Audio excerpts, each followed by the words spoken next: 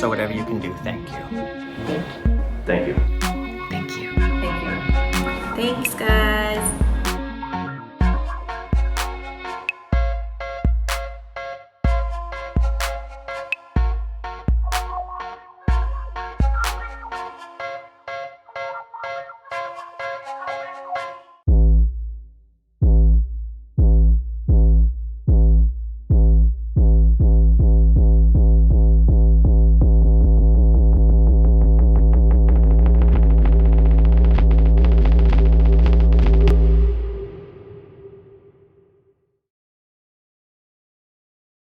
And I think that you have to recognize that because I am not white, and because I'm not a male, that I am not going to get the blessings of the power structure in this country.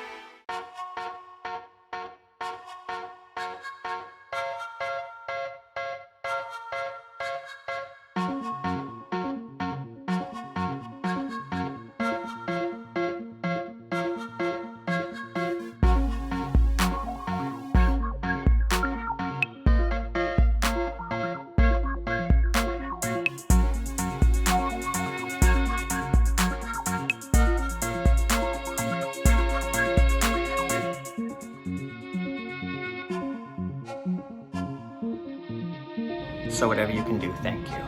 Thank you. Thank you. Thank you. Thanks, guys.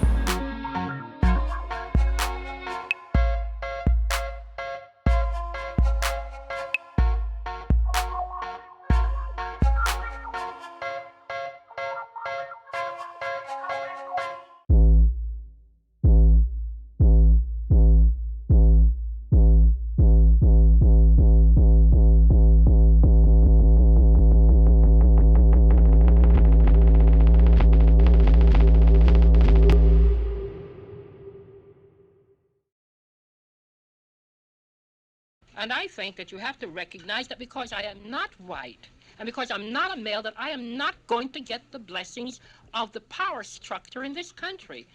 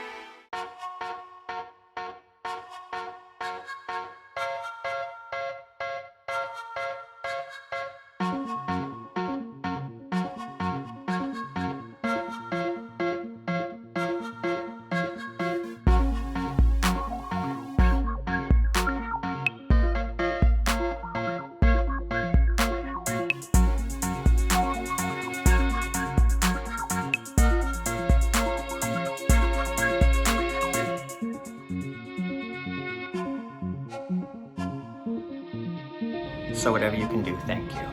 Thank you. Thank you. Thank you. Thanks, guys.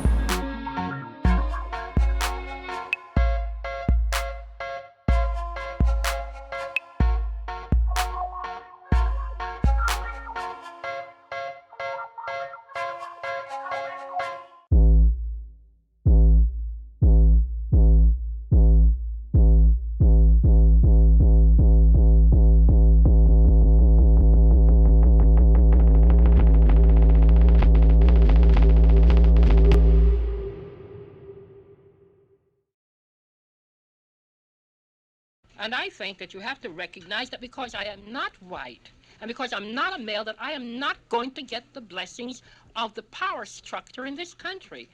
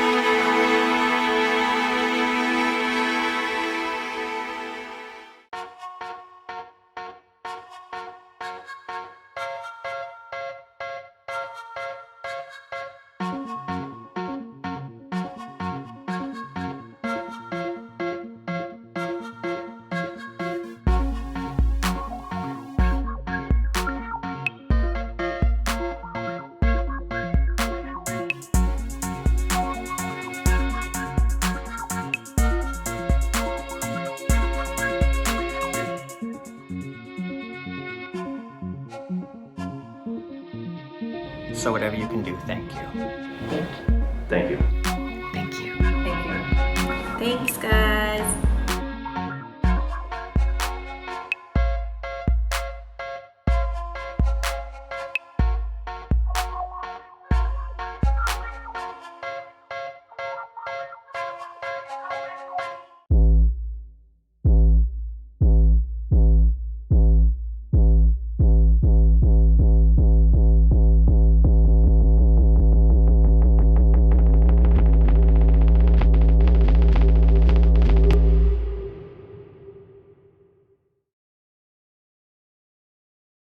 And I think that you have to recognize that because I am not white, and because I'm not a male, that I am not going to get the blessings of the power structure in this country.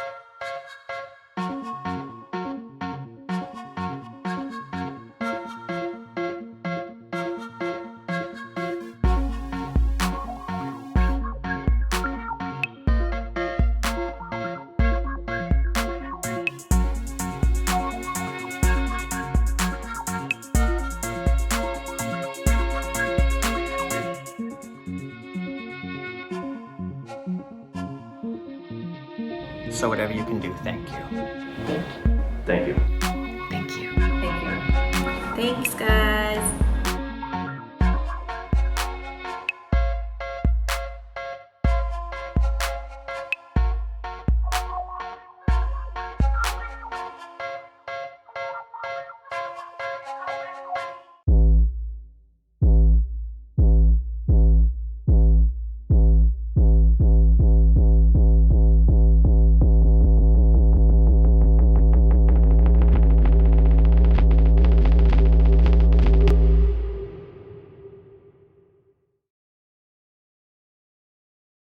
And I think that you have to recognize that because I am not white and because I'm not a male, that I am not going to get the blessings of the power structure in this country.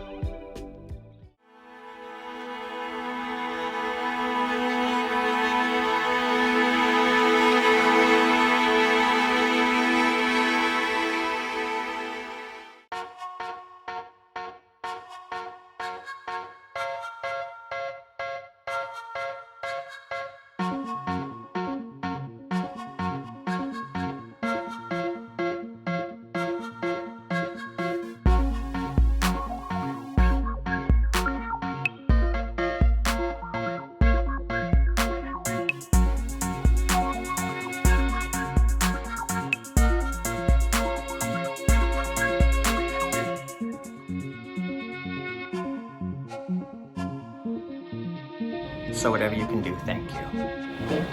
Thank you. Thank you. Thank you. Thanks, guys.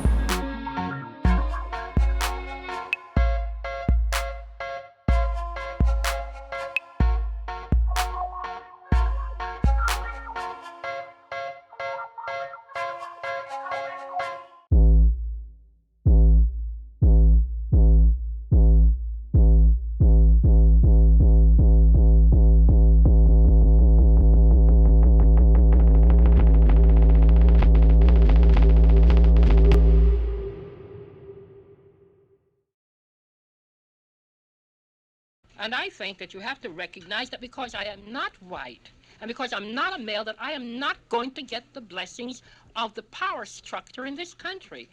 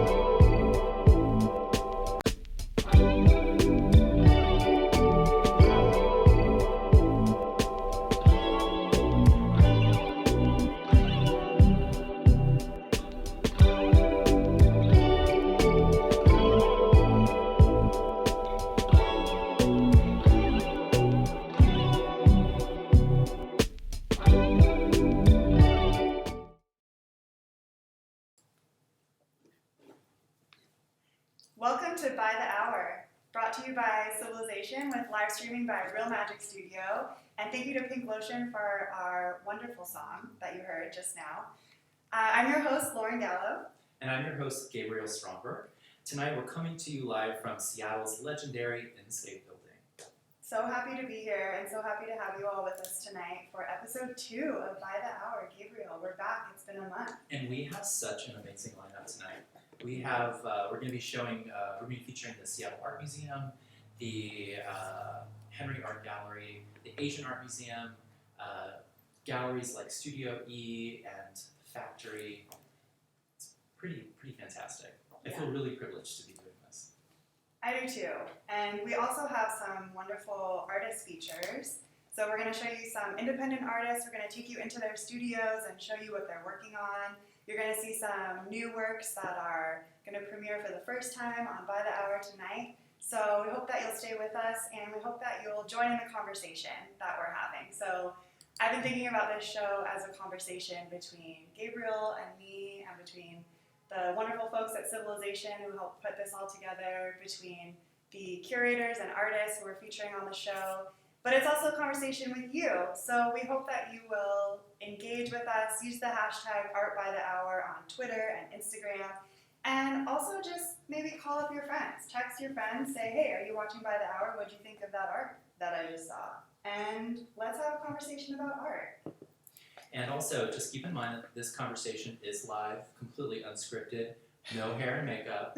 So you might, there might be some typos, but just stay with us. And also, too, I just wanted to mention that our main objective for doing this, our mission is to support the arts. So you can help us further that mission just by tuning in. But if you want to do more, definitely check on our website the Support the Arts section. We have multiple ways that you can donate and support the artists directly. We have the Artist Trust Relief Fund. We have the Seattle Artists Relief Fund. And then we have one more, the For Culture Relief Fund. So definitely check that out, again, under Support the Arts. Yes, it's such an important time to come together and support the arts in whatever way we can, even if that's just by showing up tonight and showing your support for all the wonderful organizations and artists that we're featuring tonight. So thank you for being with us. We have a really great show for you. I'm super excited about it. Should we dive in, Gabriel? Let's do it. Should we go? Yeah. What are we gonna see first? Well, I'll tell you. So first off, we're going to be heading to Georgetown, to the Georgetown neighborhood of Seattle, and we're going to be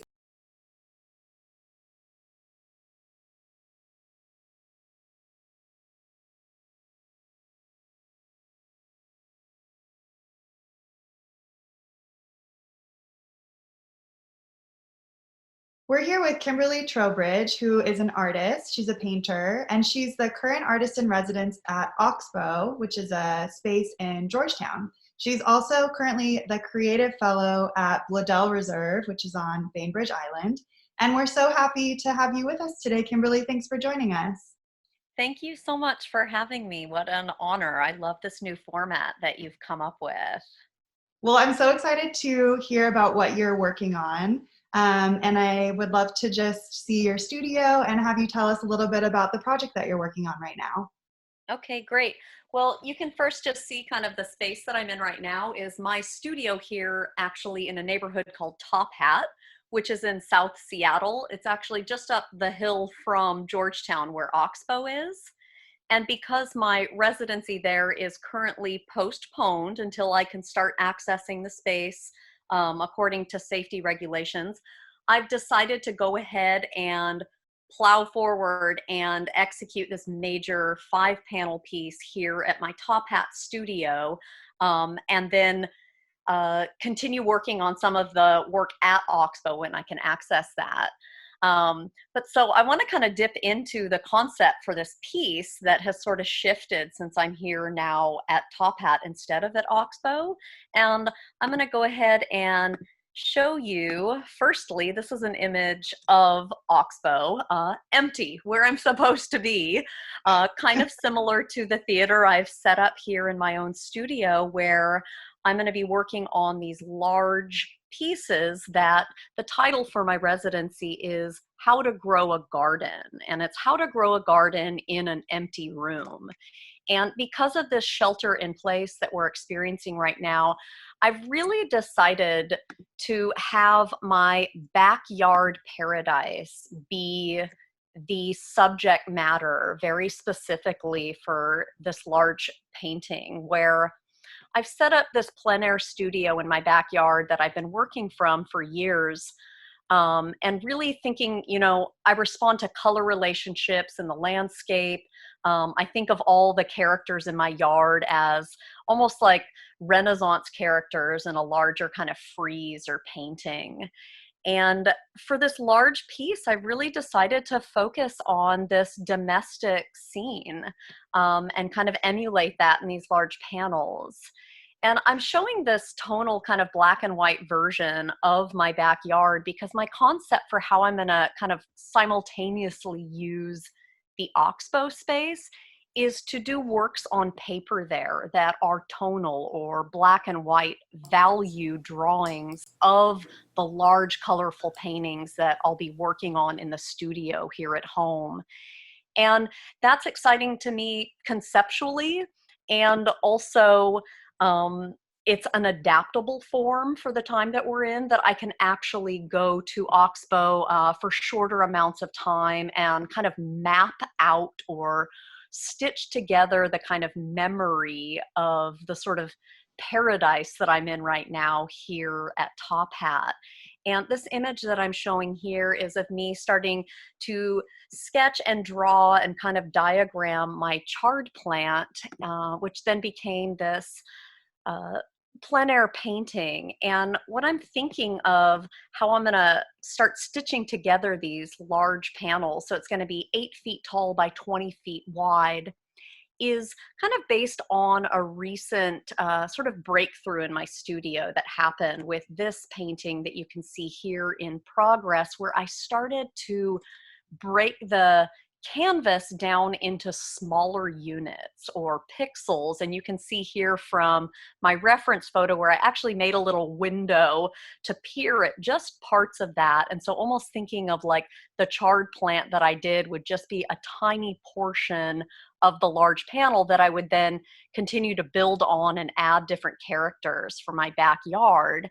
And so this is that painting, that recent painting that I worked on, where I'm stitching together these different parts. And so in terms of like kind of technically how I want to build this large piece in the studio right now, I think that this was kind of really revelatory for me and felt kind of manageable. I'm having a hard time right now as an artist really sort of working on something massive. And so breaking it into smaller pieces, I think, is going to be much more doable for me right now. And Well, and here I I love am.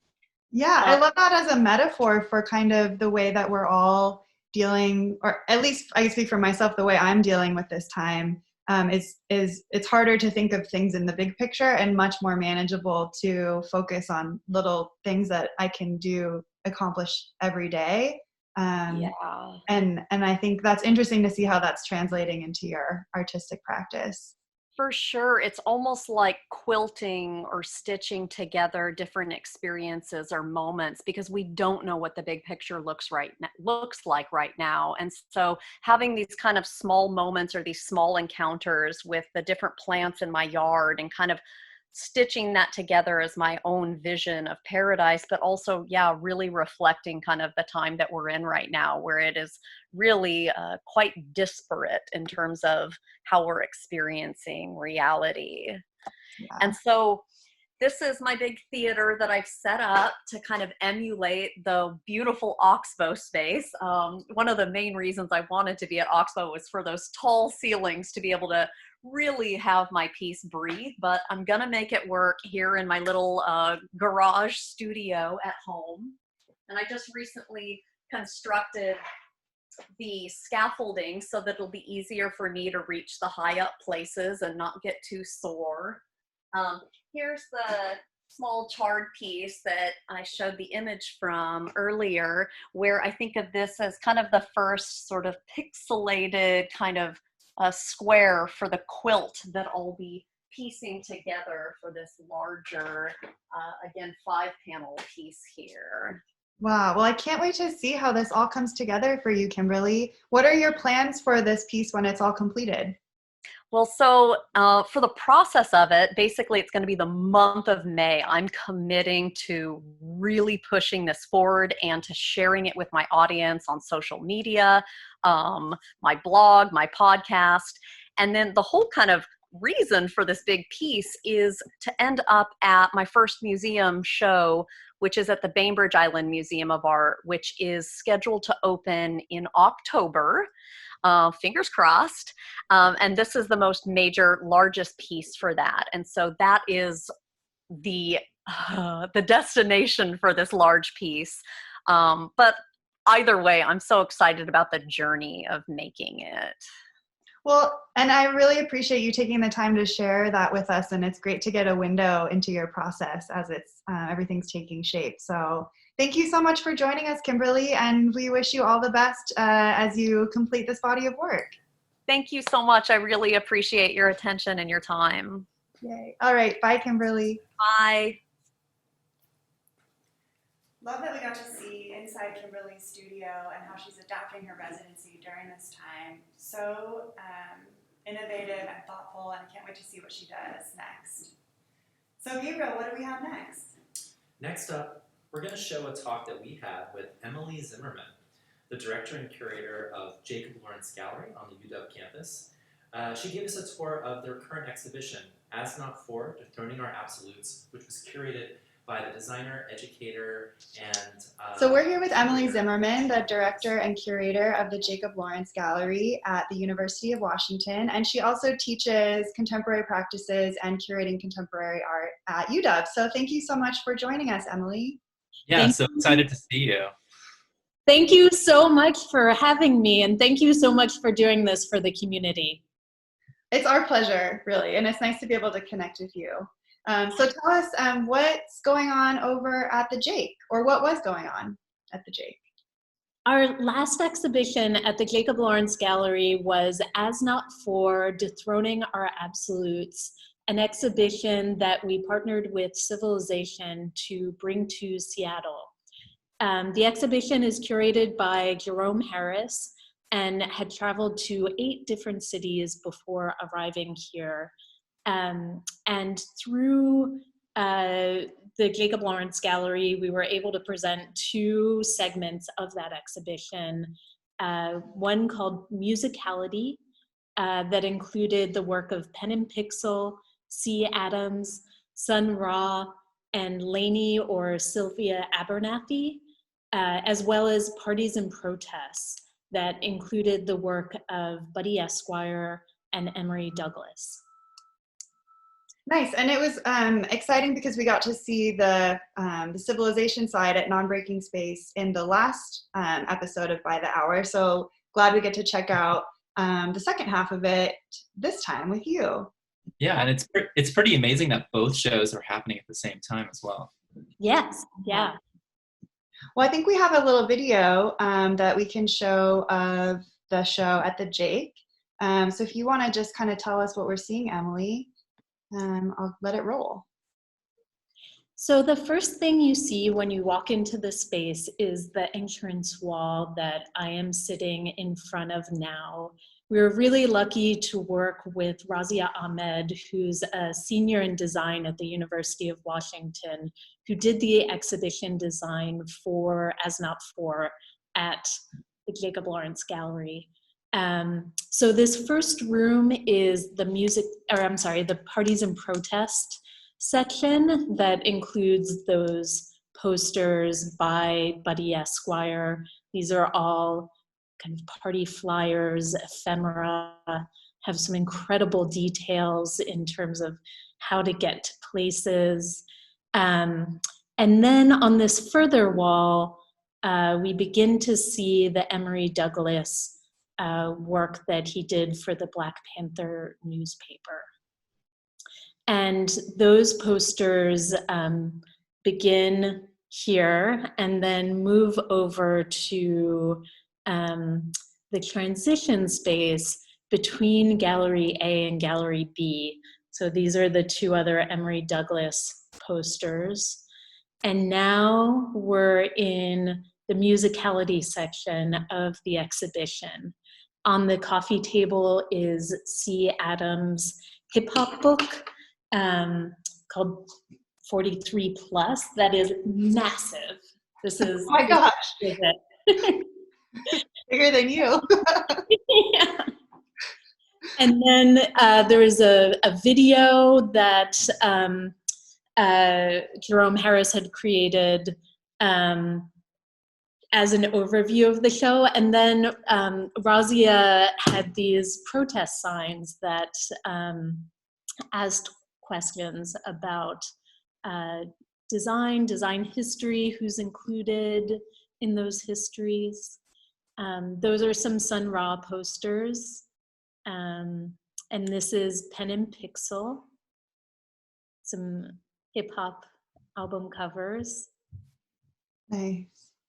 And then we make our way over to the designer that I was really excited to learn about, Lainey, or Sylvia Abernathy, who created this incredible Sun Ra album cover and is credited as being perhaps the first female identifying designer to work or to be credited for working on jazz album covers. That was great. Yeah. So history is such a huge part of the show. Have you gotten any feedback from students or educators? I think Razia was really excited to work on the exhibition because the designers included in this exhibition so rarely are taught in the context of design history. And it's a really incredibly important history to bring to design education. Agreed, and I love that there's so many different aspects of design that were part of the show. Things that we see every day, like, you know, album covers and music-related things, and then more political sort of ephemera. So I think that aspect of it really adds to the show. And I think it kind of goes to what we were talking about in another conversation, Emily, but this idea of kind of breaking down, and it relates to the title of the show too, Dethroning Our Absolutes, sort of breaking down these categories of legitimacy and, you know, how we define what gets categorized as design or as art as well. Yeah, the fact that so much ephemera is folded into this exhibition in a way that, you know, is not normally found in, say, collections of design. Ephemera is not made to stand the test of time. But I think these ephemera show that they have an enduring, a staying power, a vitality. I love that. I mean, and that's the stuff we see every day in our everyday life, it's like important to recognize the power that has visually on our culture. So, well, thank you so much for joining us, Emily. And I thought we could just close with a quick question to you. I know that you're involved in a lot of different arts-related projects right now, and I just wonder if you could tell us about one thing that you're working on right now that's bringing you hope. In the past month, I've been doing a series of interviews with cultural producers about how they're adapting. And that has been a really hopeful move for me, to be able to think about, the future that is on our doorstep, and the resiliency of everyone working in this sector. Yeah, I love that. If people want to read those, where can they go to find them? They're over on Medium. The series is called Stories of Resilience and Adaptation. Great. We'll check it out. Thanks so much, Emily. Thank you so much. That was a great segment at the Jacob Lawrence Gallery. So happy we got to see that show because I never made it down there when it was open. So I'm glad Emily gave us a tour. What's up next, Gabriel? Oh, well, we have a discussion between Dawn Holloway, the owner and curator of Studio E Gallery in Georgetown, and artist Heather Wilcoxon. They'll be discussing Wilcoxon's current exhibition at Studio E titled Unsettled Waters. Check it out. This is a great show. Hi, Heather. How are you? I'm fine, thank you. It's really good to see you. It's great to see you. Thank you. So I really wanted to thank you so much for giving me this exhibition in your beautiful space and for coming all the way down to California and picking the work up. That means a lot to me. It shows me the integrity that you have, and I appreciate that very much. Thank you. Well, thank you, Heather. And it was actually a real treat to drive down there and finally, after all this time, do a studio visit and see where you live. I can see that you're home on your boat right now. I've always really loved your paintings and felt that I got a lot out of seeing them, but there was this extra dimension when I stayed on the boat with you and got up in the morning and walked down the dock and kind of felt the atmosphere of your home and your lifestyle. So I know that's a big part of what enters into the body of work that you've been. Exactly. Yeah. Well, I've lived on the waterfront most of my life, actually. And I've sailed. I sailed all the way down to Tahiti and back, New Zealand, years ago. So both have always been a part of my life. The water, the sky, the environment of that. I'm also really, attracted to the history of the boat, the decay of the boats, and also I have houses. So I've got these sort of two imagery that I go back and forth. It's like they're metaphors on how I see and express the world, how I see the world. So the boats have been a big part of my last body of work, which has been the last, I guess, 10 years now. I think I've been working on that series. But each is its own experience, and I really like to have the audience make up their own story about their experience.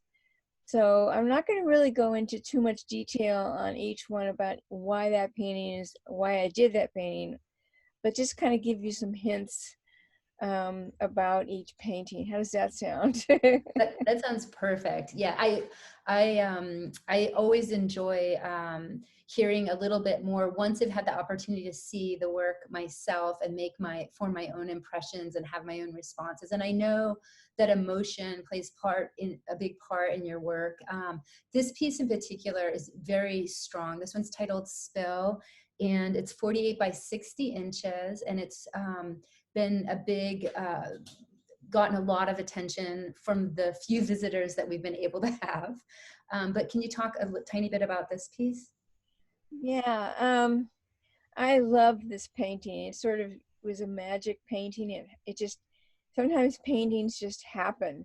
And you know, one stroke leads to another stroke, or one drawing area leads to another drawing area, but it just sort of formed. I knew that I wanted to do a large hull. I'm interested in hulls, not necessarily the rigging or anything like that, but I love what the shape and the form of the hull of a boat, and the history and the decay of it, and water coming out of it, which I think is really interesting, that the water's spilling out of the boat, which kind of says, wow, what does that mean? But that's the viewer make up their own story about that. But I also like the aggressiveness that I have in my drawing and my painting itself. I work really fast. As you can see, there's a lot of movement in each area and each form. I just sort of let the paint, or the paint stick, I use paint sticks, just sort of command, and they tell me, you know, it tells me. I don't put too much of my brain into it, because otherwise it just becomes really contrived. So it's got to stay fresh. It's got to be instant. It's got to be, totally, what's the word, confident about that stroke. Everything has to be like nailed perfectly, or it just fails. Anyway, that's that painting. That's Spill. Another one that I'd like to ask you about is shown here at the back of this image in the front of the gallery, called Hotspot. Right. This one is, well, you know, I'm going to tell you what it came out of for me. A lot of my paintings come out of an experience or a thought or a feeling. They're very emotional, as you know. But this one came out of all the fires we've been having in California the last few years, which have been such an impact on the whole Bay Area. And not to mention so many people and friends of mine who lost their houses. But also I really am very embracing in the way the sky happens, and the color happened here. I really love it. I keep looking at it going, oh, that's really nice, Heather. I know this is. It surprises me, and I go, oh my God, did I really do that? Yes, you did. You did. I know, and there's so much more to that painting, and all of these paintings, frankly, when you can see them in person.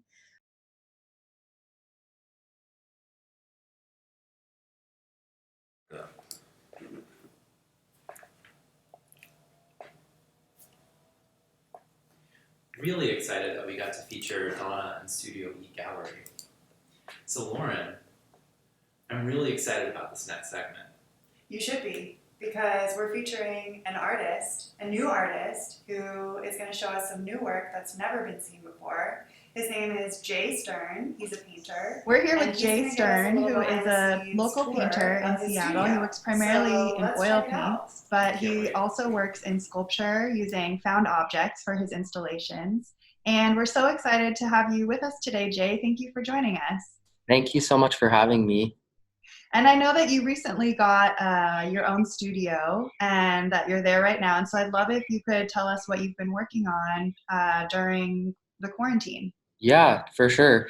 I just wrapped up a solo exhibition at Specialist Gallery in early March. It sort of feels like the last bit of normal before COVID sort of took over how we're living our lives. And I got the studio sort of in the middle of that show. And I've just been using this time to really focus on kind of this new body of work and not pinholing the work into any box, and just trying to make as much as I can. And yeah, I can show you around. This is my little zone. I share this studio with Brian Sanchez, who's another local painter who's really incredible. So this is my little zone here. I can just show you around. My work all sort of deals with like architecture and memory and spatial awareness and how we hold on to different memories. And so I'm trying to kind of make portraits of different landscapes and architecture, sort of buildings and stuff that I've existed in as portraits, but without people in them. And this painting is from like I think I'm going to do a series of paintings of different rooms in my gym. This show for me, this new body of work, I'm thinking a lot about like departure and loss. I've had like lots of people in Seattle that have like moved away in the past year, and I've had to sort of do a lot of work to re-engage my identity and myself and what I want to do. And so I was thinking a lot about the different spaces that I go to sort of do that performative work. One place has become the gym, sort of an escape, you know, and walking around the gym and just being like, oh my gosh, so many weird colors and materials and angles and the performative act that people sort of do in these spaces. And so that's kind of what I'm thinking about right now. Yeah, and I love that your work, that you really kind of move between the surfaces of things and then the space beyond that. Like there's this dialogue between flatness and volume and space in your work. And with the textures like I'm seeing in this new body of work, you're kind of like ramping that up a little bit, it seems. Yeah, they're becoming more painterly. I'm getting a little more confident with paint, obviously, and manipulation of material, and just sort of experimenting with those, with like you said, the surfaces and the sort of dimensional demeanor of the compositions. Also trying to figure out sort of like what my art looks like still, as we all kind of are, but really honing in on the things that have worked at my last show and trying to understand like what within that was working and why, and doing that again instead of trying a bunch of new things. Yeah, that's great. Well, I can't wait to see how this all takes shape for you. Do you have a plan to show this body of work yet? Yeah, there's plans. You know, everything is really like shifting and moving around, and people's shows are being canceled and on hold or whatever. So I hate to say too much, but it'll probably be in November of this year, so later in the year, here in town. Great. Well, Yeah. thank you so much, Jay. Good luck with everything. Thank And you so much for including me and doing this. It's really special to stay connected with the local community and to see what people are up to. yeah, I agree. It's so good to see you. I love Jay's work. I'm so glad we were able to see inside his studio and see what he's up to. And I just can't wait to see what happens with this fresh face on the art scene. What's up next, Gabriel? Up next, we're going to take a look at what's happening at Gail G. Gibson Projects. first opened her gallery, G. Gibson Gallery, in August of 1991. Last fall, she closed that space and reopened as G. Gibson Projects, a by-appointment viewing space located in the Queen Anne neighborhood of Seattle. In this new phase, she continues to represent and promote contemporary artists working in the fields of painting, photography, and drawing. Her current show features works by photographer Julie Blackman.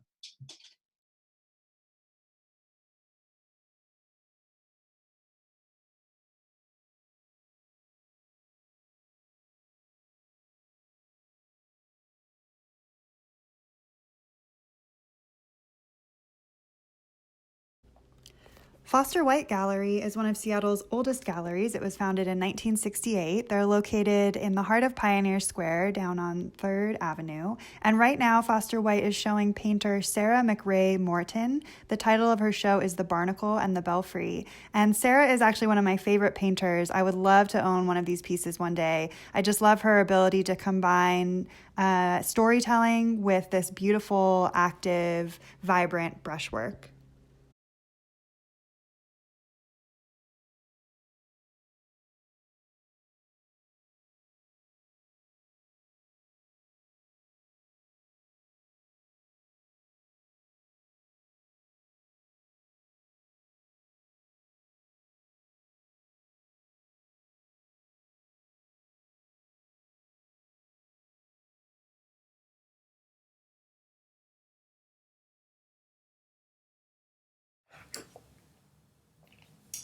Next up is an interview that we did with Pam McCluskey, the curator of African and Oceanic Art at the Seattle Art Museum.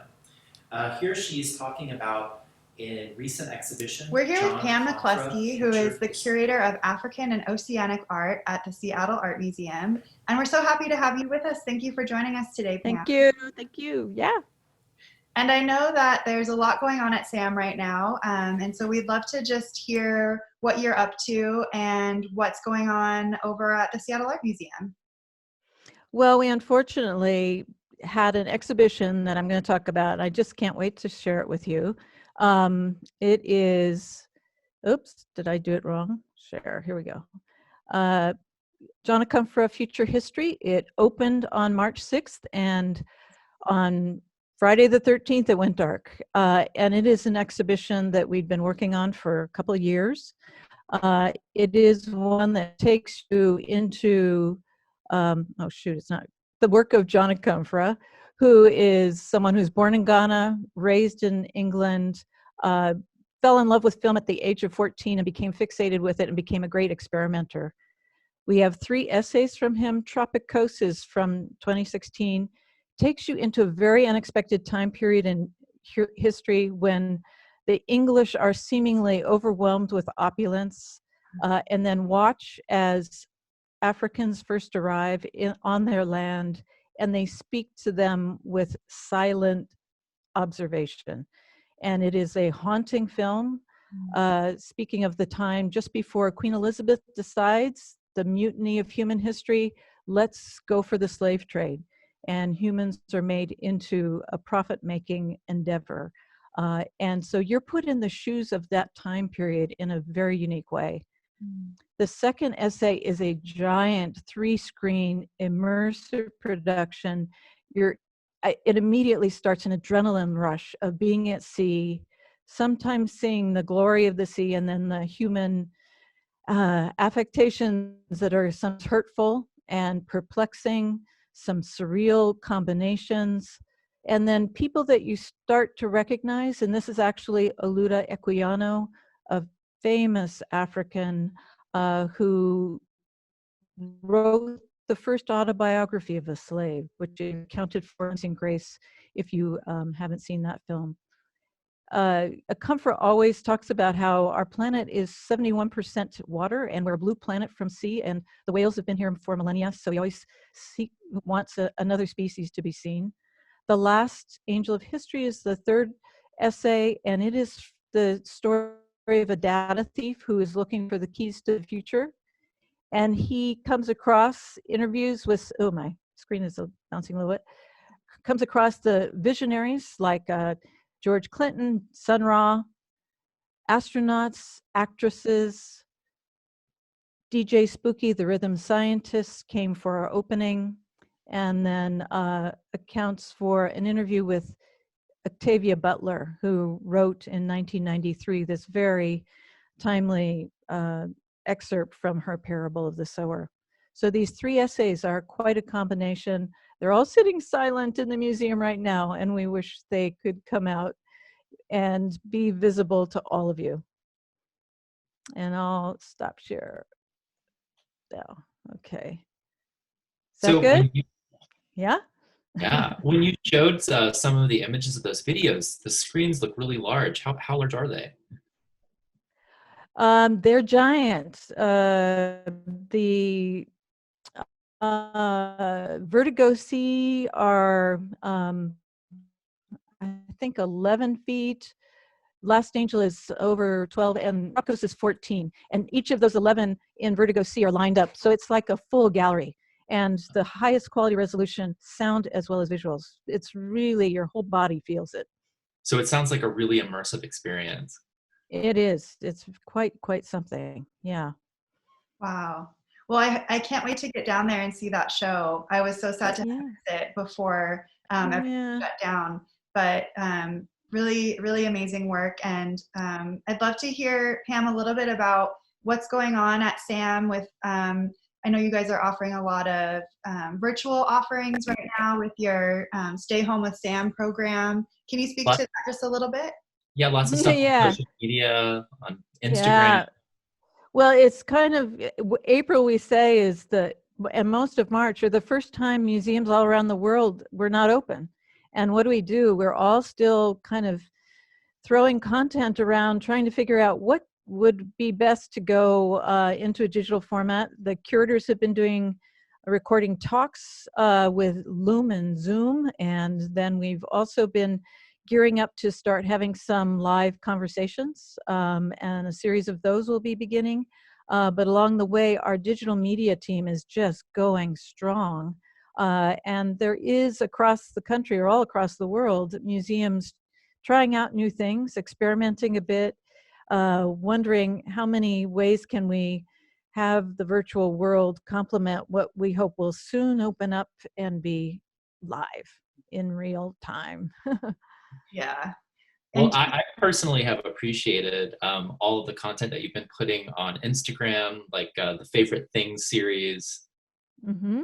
Yeah, it's fun to stay connected. And I wonder, Pam, do you think that this will, once museums reopen again, do you think that all of this virtual programming will still have a space in the way that you're thinking about, how to move forward and connecting with your audiences? Definitely. It's kind of, at one point they said that 3 out of 5 museum visitors were virtual rather than real, because there is so much that's been developed and continues to be. And yet, once we're back with our galleries, how do we complement that? And then how do we represent it? For people who can't get to Seattle and they want to see what the museum's up to, should we be doing more virtual tours and even themed tours that take you in a different way, or conversations in the galleries that you just get to overhear? Trying new things. Because not everyone can come. And we're also looking, when we open, what are some of the obstacles, especially the price that we charge. We're going to be really evaluating a whole different way of getting people in and out to be distanced in the proper manner. It's it's a pandemic change all around. Yeah, absolutely. Well, thank you so much, Pam, for taking the time to speak with us today. And we're so grateful for all the hard work that everyone at SAM is doing to keep connected with our audiences and communities. So thank you so much. You're welcome. All right. Bye, Pam.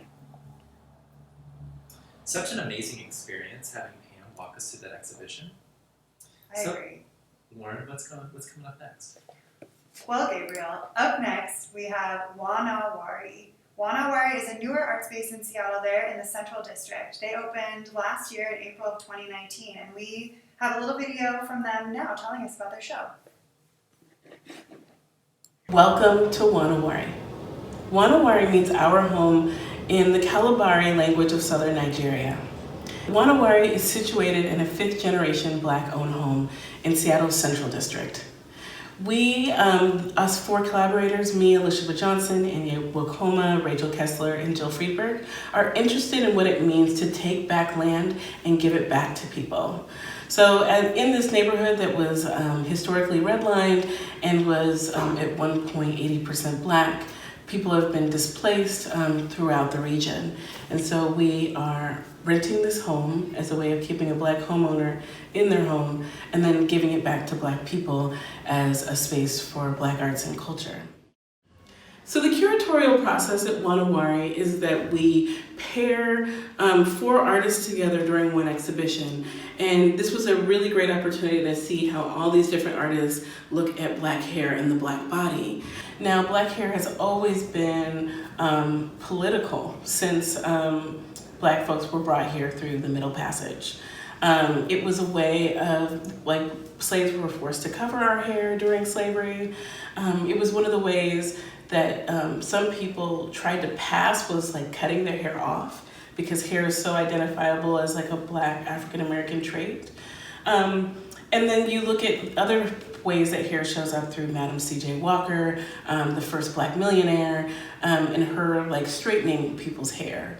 And so there's a constant dialogue about the ways that we wear our hair and whether that's about assimilation or Black pride. In the 1960s, there was a Black Power movement. Even before that, we have Marcus Garvey saying, don't remove the kinks from your hair, remove them from your brain. And so wearing your hair natural, or the natural hair movement that is exploded since then, has been not just a personal act, but a political act against white aesthetic norms.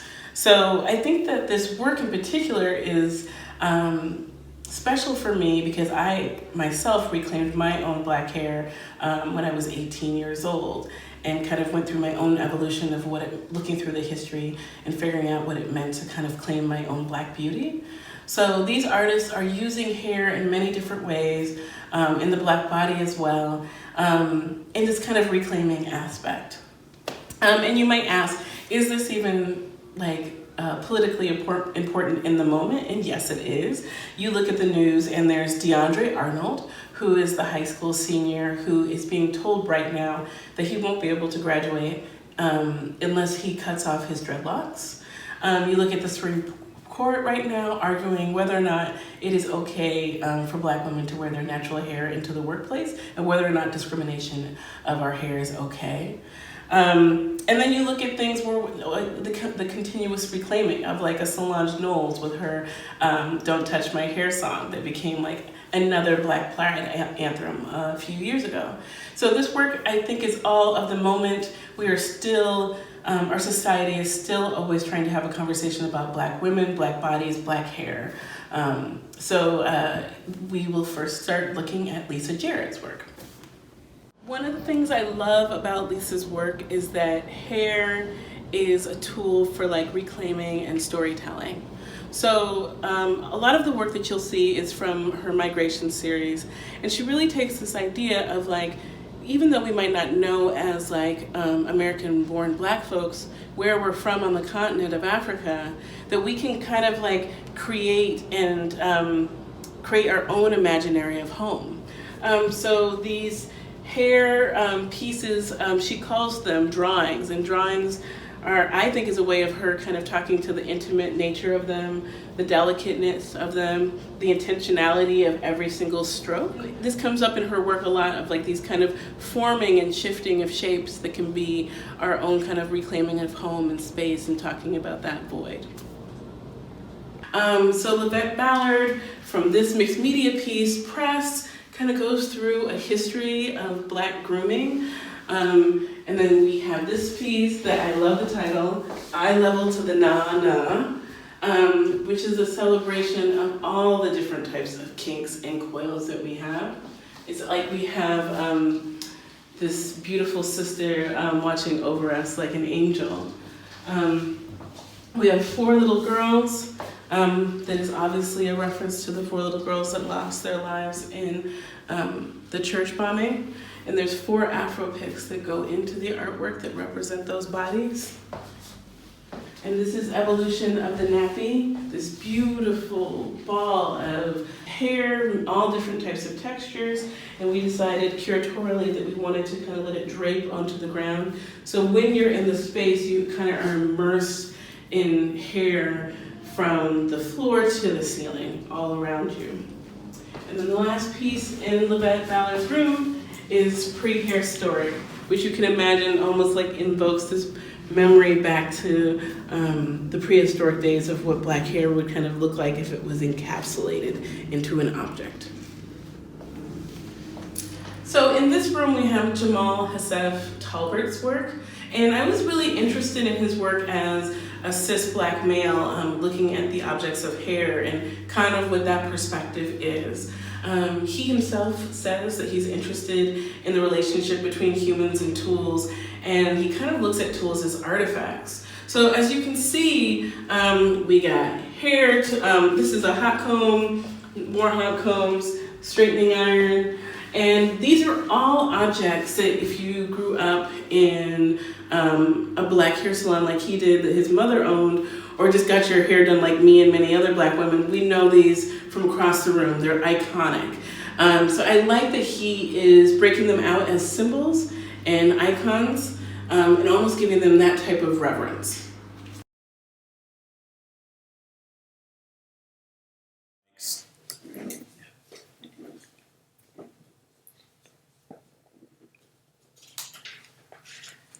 All right, Gabriel, we're back. We're live. Hi everybody, hope you enjoyed that first section of galleries and museums. We had such a range, which I love. We showed some museums like the Seattle Art Museum, we showed some galleries, we got to see into some artist studios, so I think it's really a testament to the richness and the depth of our arts and culture scene here in Seattle. So really excited about what we've seen so far. And we saw some artists who are, you know, in this time of self-quarantine where people aren't going out, they're still finding the resources to make their art. Kimberly's going forward with her residency, even though she can't get to the physical space. And we have Jay working in his studio. Yeah. I think it's interesting that, you know, some artists are finding ways to advance their work and like build their creativity during this time. It'll be really interesting to me to see what they produce now once we get to the other side and just like see what all this art looks like that was produced in this like strange new world that we find ourselves in. Don't you think? Yes, but I also think that a lot of people don't have the resources, they don't have the capabilities to do that. Yeah. And so it's definitely important during this time that we still show up for the arts, we still support the arts. And so once again, I do want to mention all of those resources that we have on the By the Hour site. Definitely check those out and donate, support your artists. We have the For Culture Artist Relief Fund, we have the Artist Trust Artist Relief Fund, and we also have the Seattle Artists Relief Fund as well. So definitely check those out. Yeah. Or even just call up your favorite artist and say, hey, can I buy a piece from you? We have a piece here from local artist Sean Cardinal. So something like this, you know, you could just say, hey, I'd love to support you. What do you need? How can I support you? And I think, I actually bought a piece of art, Gabriel, in quarantine. What did you buy? Well, I bought something from Donna at Studio E. And it was something that I actually saw on the show last time. And I just couldn't stop thinking about it. It was a super affordable price point. And I think, you know, it's like, if not now, when? You know, I think finding ways to support the arts, no matter what that looks like, is so important right now. And you know, there's a lot of artists that have things in a variety of price points. If you think that maybe buying art right now is out of reach, maybe something smaller. Also, a lot of artists and galleries do payment plans. Yeah, they do. You'd be surprised, actually. They'll work with you to find a solution to your financial situation and what works for them. So yeah, I think it's a great time to buy art. It's always a great time to buy art, but especially now. Support those artists. I know we're all quarantined in our houses. We need new things to look at. I know, exactly.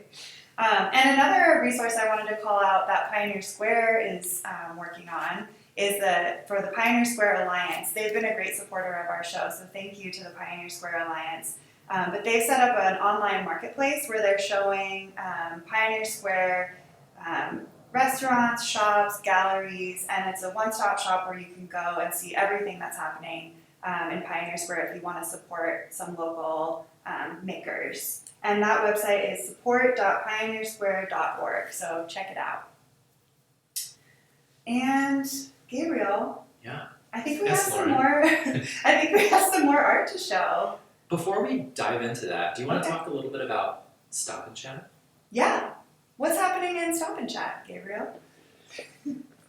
Stop and Chat is a way for people to kind of reach out and talk about what they're seeing on this program. Yeah. So if you're seeing something that you love and you want to check in with your friends who maybe are also watching By the Hour now, you can use the hashtag ArtByTheHour on Twitter and Instagram to share your thoughts, share what you like, what you don't like. We'd love to have your feedback and just know how this is all landing with everybody. So use that hashtag and check in with your friends, ask them about what they're seeing, and I think that's one of my favorite things about art is that it's this jumping off point to conversation. So we encourage you to dive in. And I'd just like to say thanks for everybody who is checking in, who is becoming part of this conversation. So don't go anywhere, because in the next section of By the Hour, we have some amazing things in store. We're going to be looking at a tour at Trader Gallery by Preston Singletary. We're going to be looking at the new changes at the Asian Art Museum.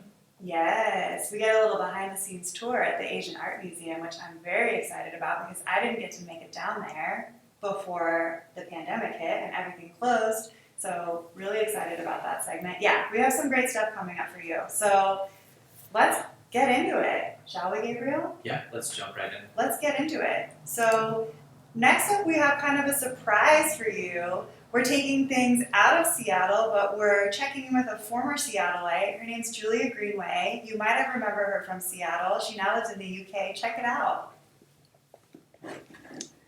We're here with Julia Greenway, who is an independent curator living in London in the UK. Thanks so much for joining us, Julia. Thanks for having me. Before Julia was in London, she was a beloved Seattleite. She lived here for about 8 years, and she was the director of Interstitial Gallery in Georgetown, which was one of my favorite art spaces in Seattle. She showed new media art from artists locally and internationally. So really excited to see what you've been up to while you've been in London. So thanks for being our foreign correspondent on this episode of By the Hour. So why don't you tell us what you've been up to? Yeah, thank you for having me. It's really nice to see you and to see all you guys. Obviously, yes, I'm in London, and we're under lockdown as well. So we've been in lockdown for about 5 weeks. And yeah, we're just kind of navigating all the weirdness right now, trying to figure out what's next and how to continue our work virtually or otherwise. So yeah, I'll show you. I just was able to, I've been working independently. I've been here for almost 2 years, so I've been able to produce a few projects, which has been really great. And I'm really thankful I was able to produce the 2 examples I'll show you now before this all happened, because obviously we don't know when we're gonna have physical art shows again. So let me just share my screen real quick. Yeah, okay. So this is a project, an exhibition that I produced at Cubit Artists Gallery in North London. It's a collective that has a gallery space similar to kind of Soil's model in Seattle.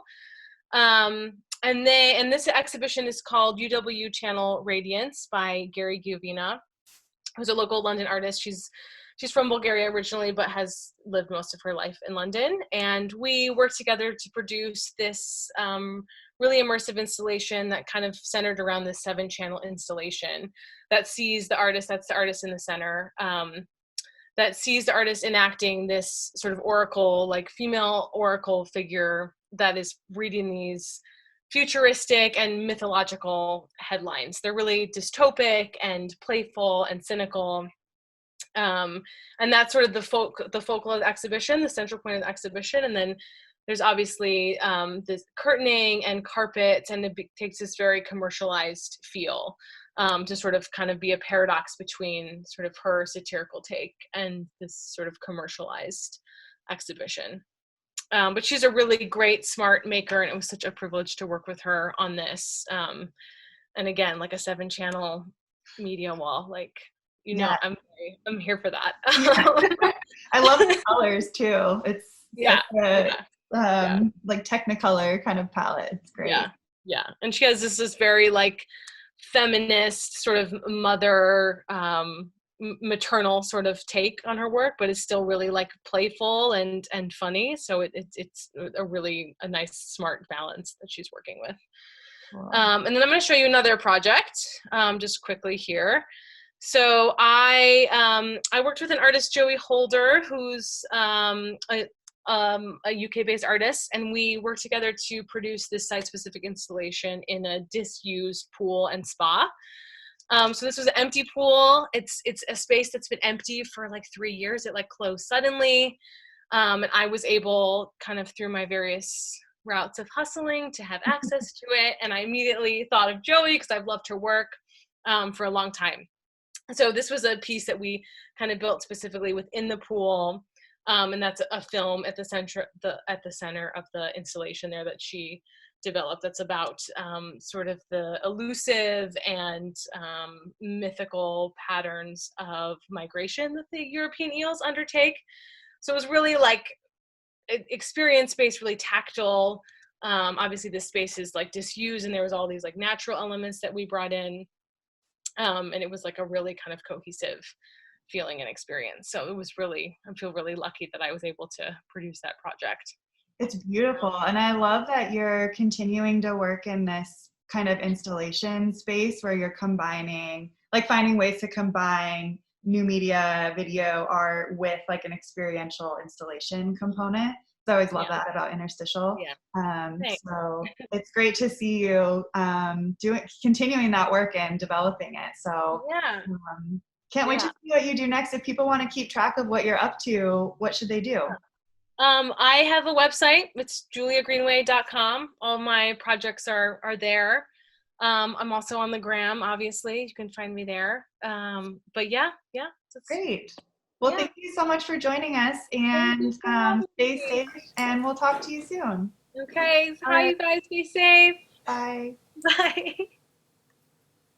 I love that we got to check in with Julia Greenway. She's such a beloved Seattleite that I miss very much, and I love that she got to share with us what she's up to in the UK. So next up, we're going over to Mad Art, which is in South Lake Union, and we got the chance to talk to Emily Kelly, who is the director there at Mad Art. We're here with Emily Kelly, who is from Mad Art, which is a wonderful contemporary art organization in South Lake Union. Emily's the director there. She's also a really thoughtful and well-spoken advocate for the arts. So we're really glad to have you with us. Thanks for joining us, Emily.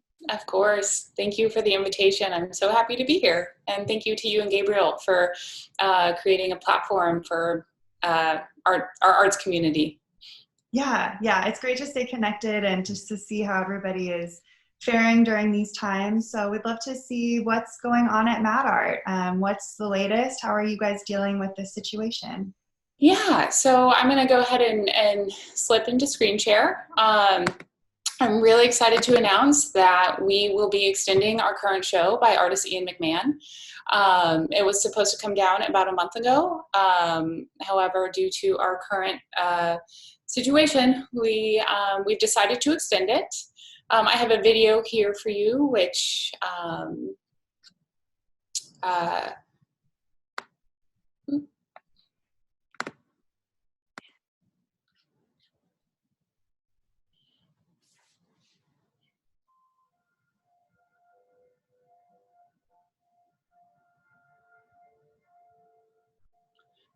so what's unique about this work is that what you see here is 6,000 pounds of cast plaster that will be deconstructed and broken apart. So the work, in some ways, lives on through the experience of the viewer. So to be able to open the show back up for a few weeks, we're really fortunate to be able to do that.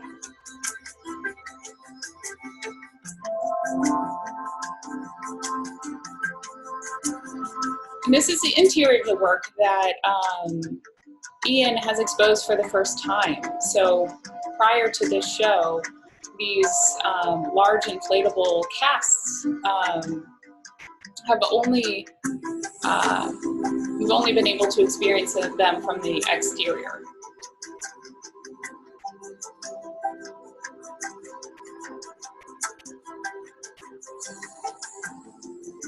It's so massive. It really fills the space.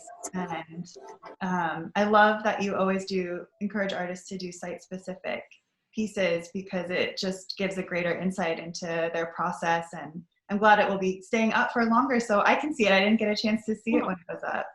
Yeah, we haven't figured out the details yet, so stay tuned. We'll have more information on show dates for our upcoming artists, Morella Zacharias and Casey Curran, released on our website when we know them.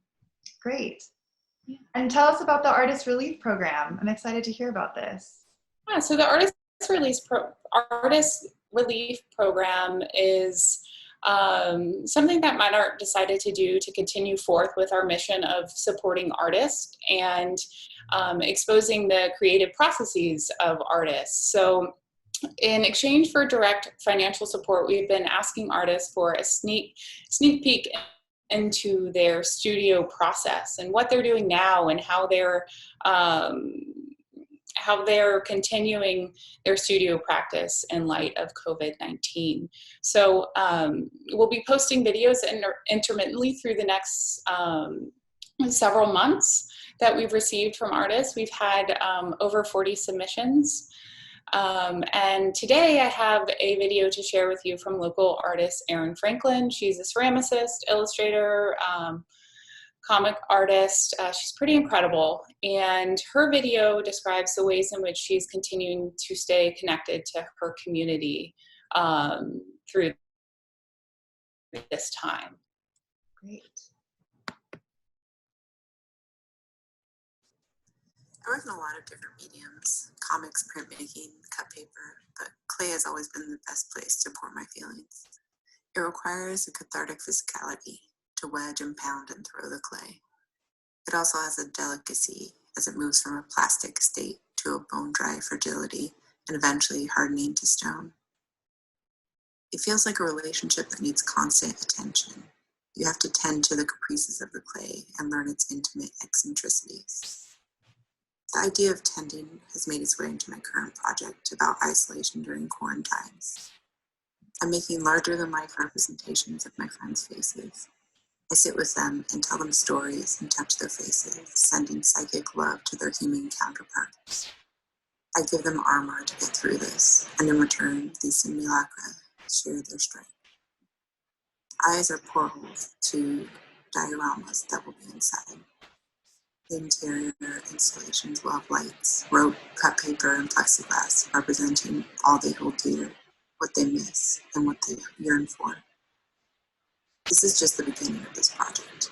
I want to start making them kinetic and participatory with cranks so that the heads become a kind of movie theater playing out their feelings. Until the quarantine is lifted, I will use these sculptures as conductive agents to pass energy back and forth to the people I love.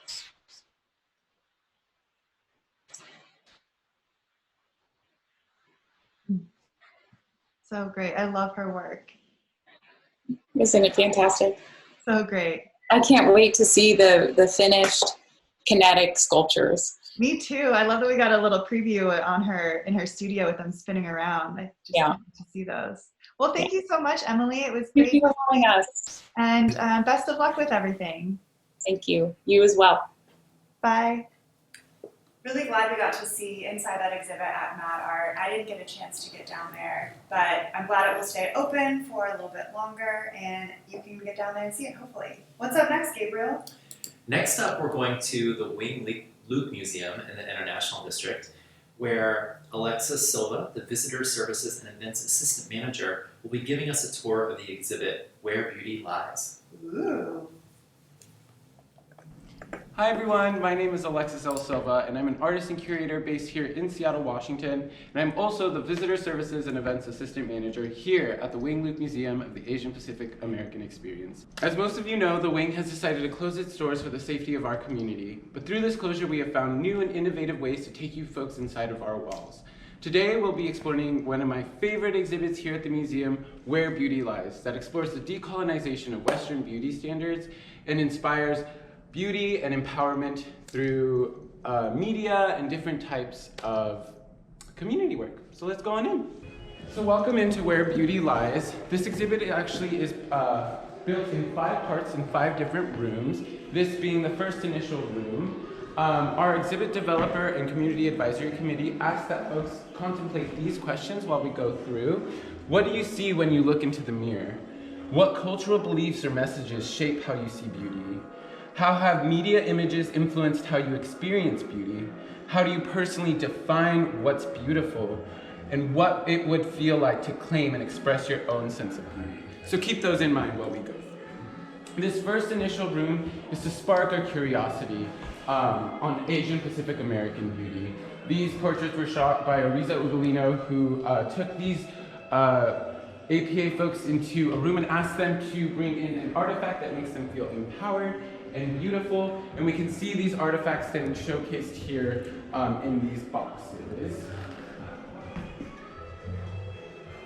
And then along this wall is Cut's original series, 100 Years of Beauty. This particular series is focused on 100 years of Asian Pacific American beauty, with 3 different sets and different communities highlighting different aspects of beauty in these communities. Very mesmerizing and informative to watch. We go into this room and it's focused on media and the importance of APA representation in the media. All these screens are focused on different Asian Pacific Americans either accepting awards, speaking about what it's like to be an Asian Pacific American in media. This is one of our many interactives in our exhibit, currently down, of course, but we ask that you folks comment down below. Who's your APA idol? We'd like to know. Keep us updated. And this is our salon area, where we talk about the importance of the Vietnamese nail salon. Vietnamese nail salons were born from Vietnamese refugee women who were coming over and needing skills to work here. One of our highlighted artists here is Audrey Sue. She built this nail line called Vây Quay that highlights her parents' old Saigon. Beautiful nail polish. It's all vegan, cruelty-free, and the colors themselves are very unique and so much more thoughtful for me compared to others. And this color is actually the color that I'm wearing right now. Yes. So this is about beauty inside our heads, how we feel about ourselves, our self-reflection, and the decolonizing of beauty in ourselves. We comment on light skin privilege and colorism. We talk a little bit more about what it's like to feel inside in your own body. One of my favorite parts of this exhibit is our highlight here on Susan Liu, her play 140 Pounds. I was able to actually watch the closing of her recent play, Over 140 Pounds, where she talks about how beauty killed her mother and how it feels to now go into becoming a mother. And one of the most impactful plays I've probably seen in a very long time. Another part of this exhibit that I really enjoy is our fire pit. So here you go in and you think of the most negative messages that you've received as a child, growing up, being a person of color, an APA person, and we ask that you write them down and let them burn away.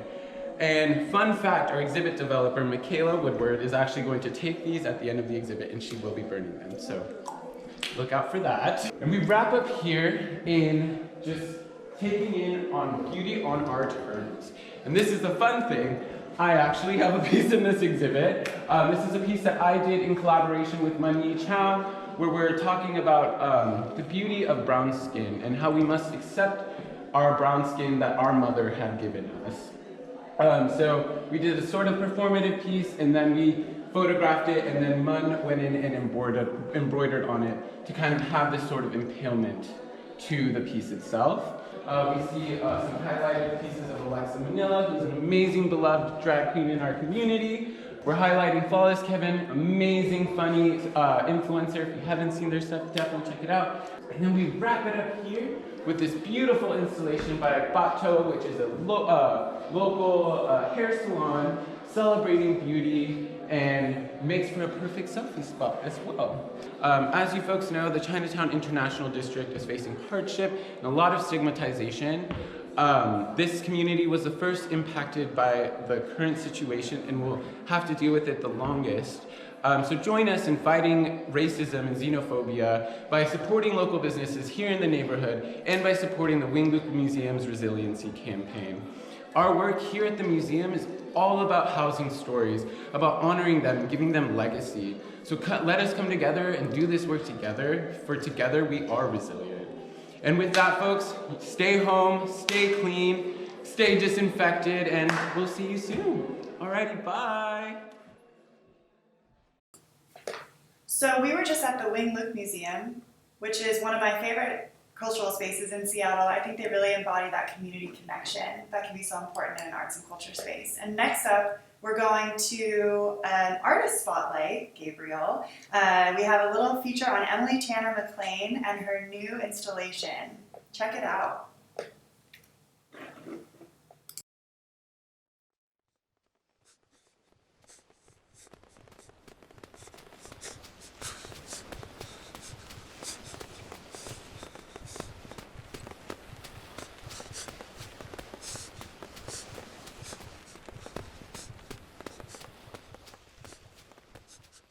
For those who have seen The Elephant is a multimedia installation at Inscape Arts and Cultural Center here in Seattle. This piece was built as part of my artist residency here. I sewed 14 flags from foil fabric, roughly 8 feet by 5 feet each. These are hung vertically in a maze-like pattern. There are 4 projectors that drench the flags with fireworks along with an audio composition that tells a deeper story.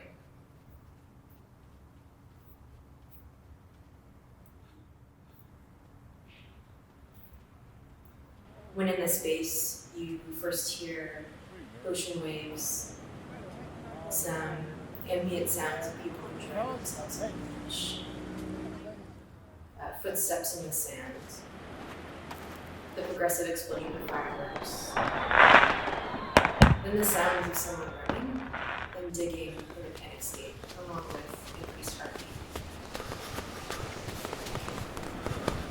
What starts out as celebratory and harmless ends with a feeling of threat and confusion. There are a few sources of inspiration for the piece, but the main one is this old phrase, "to see the elephant." This is an Americanism coined around the time of the Civil War, the Mexican-American War, the settling of the West, etc. And it means to gain experience of the world at a significant cost. The irony is that the invention of fireworks, something celebratory, is tethered to the invention of gunpowder, which has a long and ominous legacy.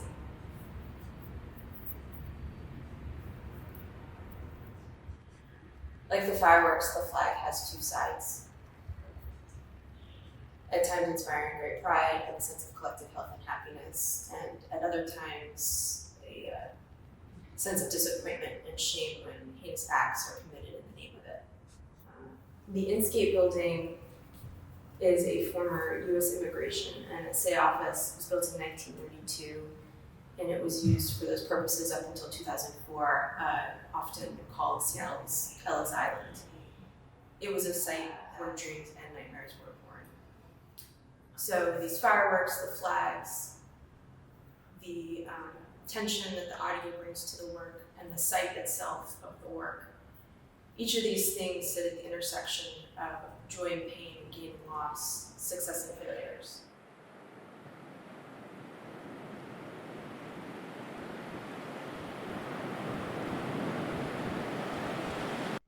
We're here with Emily Tanner McLean, who is the artist behind the piece we just saw.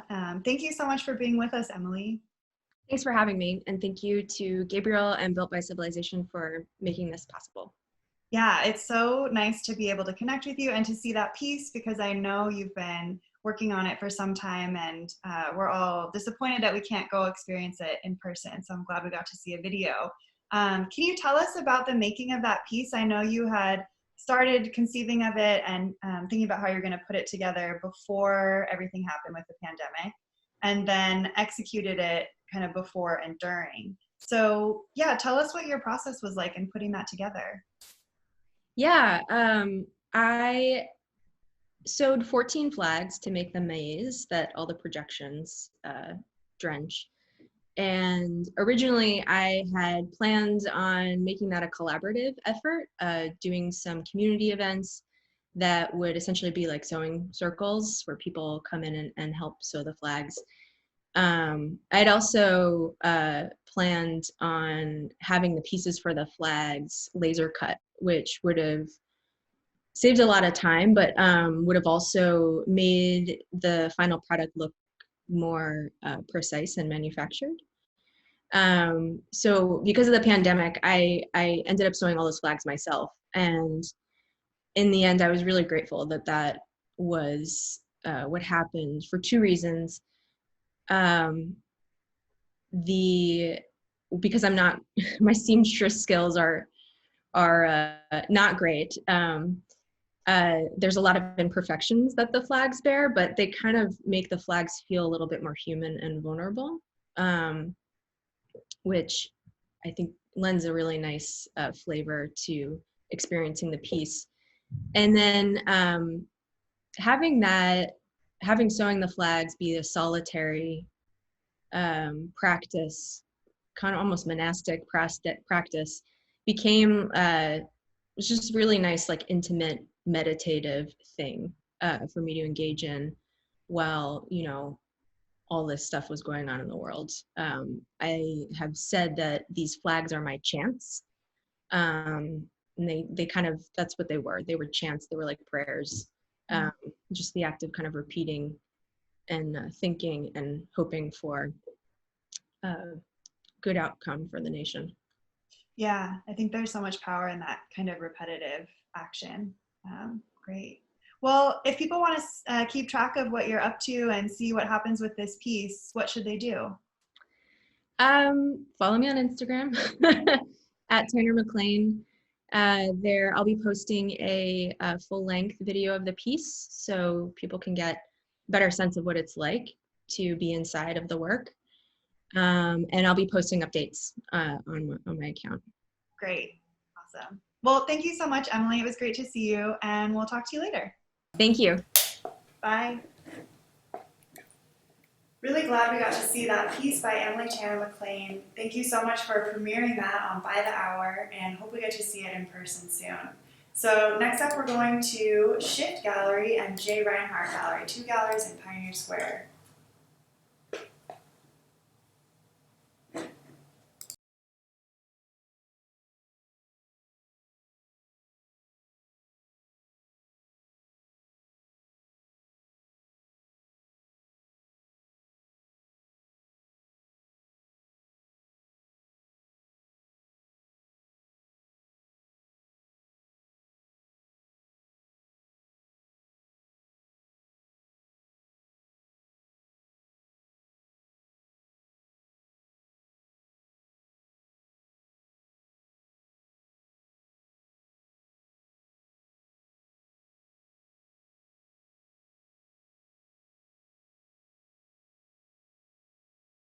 Shift is an artist-run gallery that opened in 2002 in the Toshiro Kaplan building. Their current show features work by Amanda Sweet. The title of the show is Ecotone. Sweet is a Seattle-based mixed media artist whose procedures are directly inspired by natural movements, the constant churn and flow of water, the shifting and settling of aging earth. This spirit is captured in layers of repeated lyrical marks overlaid with patterns and at times worked into a larger grid.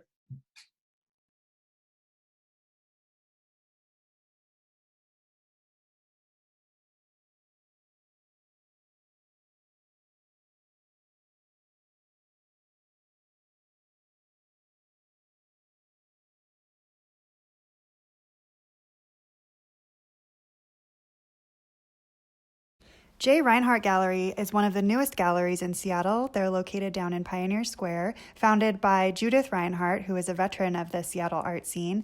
And Judith shows artists who have a connection with the Pacific Northwest. Right now, she's showing artist Joseph Steininger, and Steininger uses spray paint and stencils to create his candy-colored urban landscapes. I love Joseph's work, and I actually wrote the essay for the catalog that Judith put together for his show, so check it out.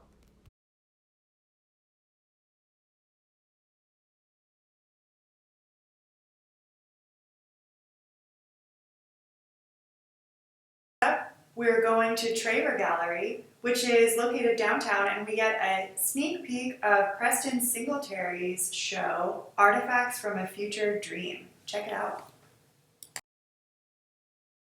We're here with Preston Singletary, who is a prolific artist in the Pacific Northwest. I'm so excited to have you with us, Preston. Thank you so much for joining us. Thank you for having me. And I know that you have a show on right now at Traver Gallery called Artifacts from a Future Dream. And we have Sarah Traver behind the scenes giving us a virtual tour right now. So I'd love if you could tell us what we're seeing over at Traver. Yeah, we're just panning past the White Raven, which is like in mythology, the first raven is a white bird. And he goes through this elaborate story and becomes blackened when he steals the sun and is pushing his way through the smoke hole in the center of the clan house. So that's Raven in his original form. And then all of these objects are more or less about, like, I inadvertently, I kind of created the idea around healing and amulet forms that are traditionally used for, healing rituals and what have you. I didn't realize it was going to be, we were going to be under quarantine and we all need a little bit of healing at this point. But that's what the show symbolizes for me.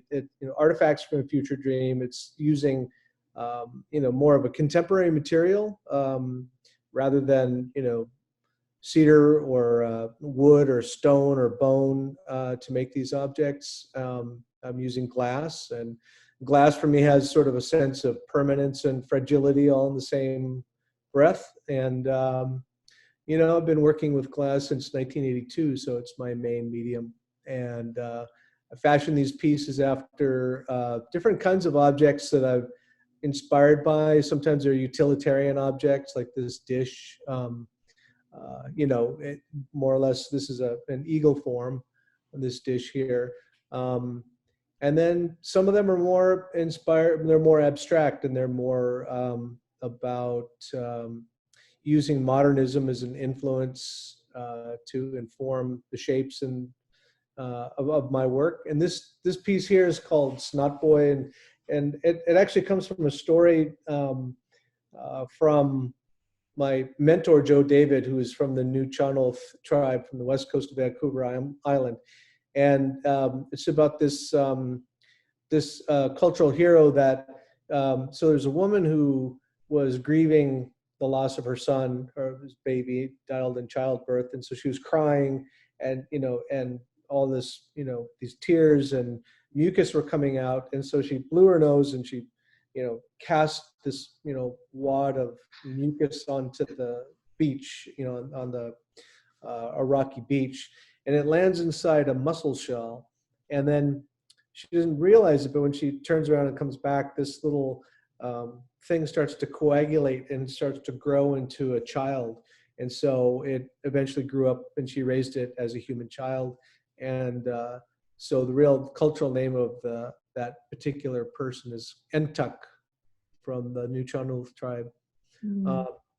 So sometimes they have, stories behind them. Sometimes they're more just about, creating design work. I get into sort of a meditative flow of, drawing, and then different things kind of emerge as I get into that process. And are you etching on the glass, or how do you create?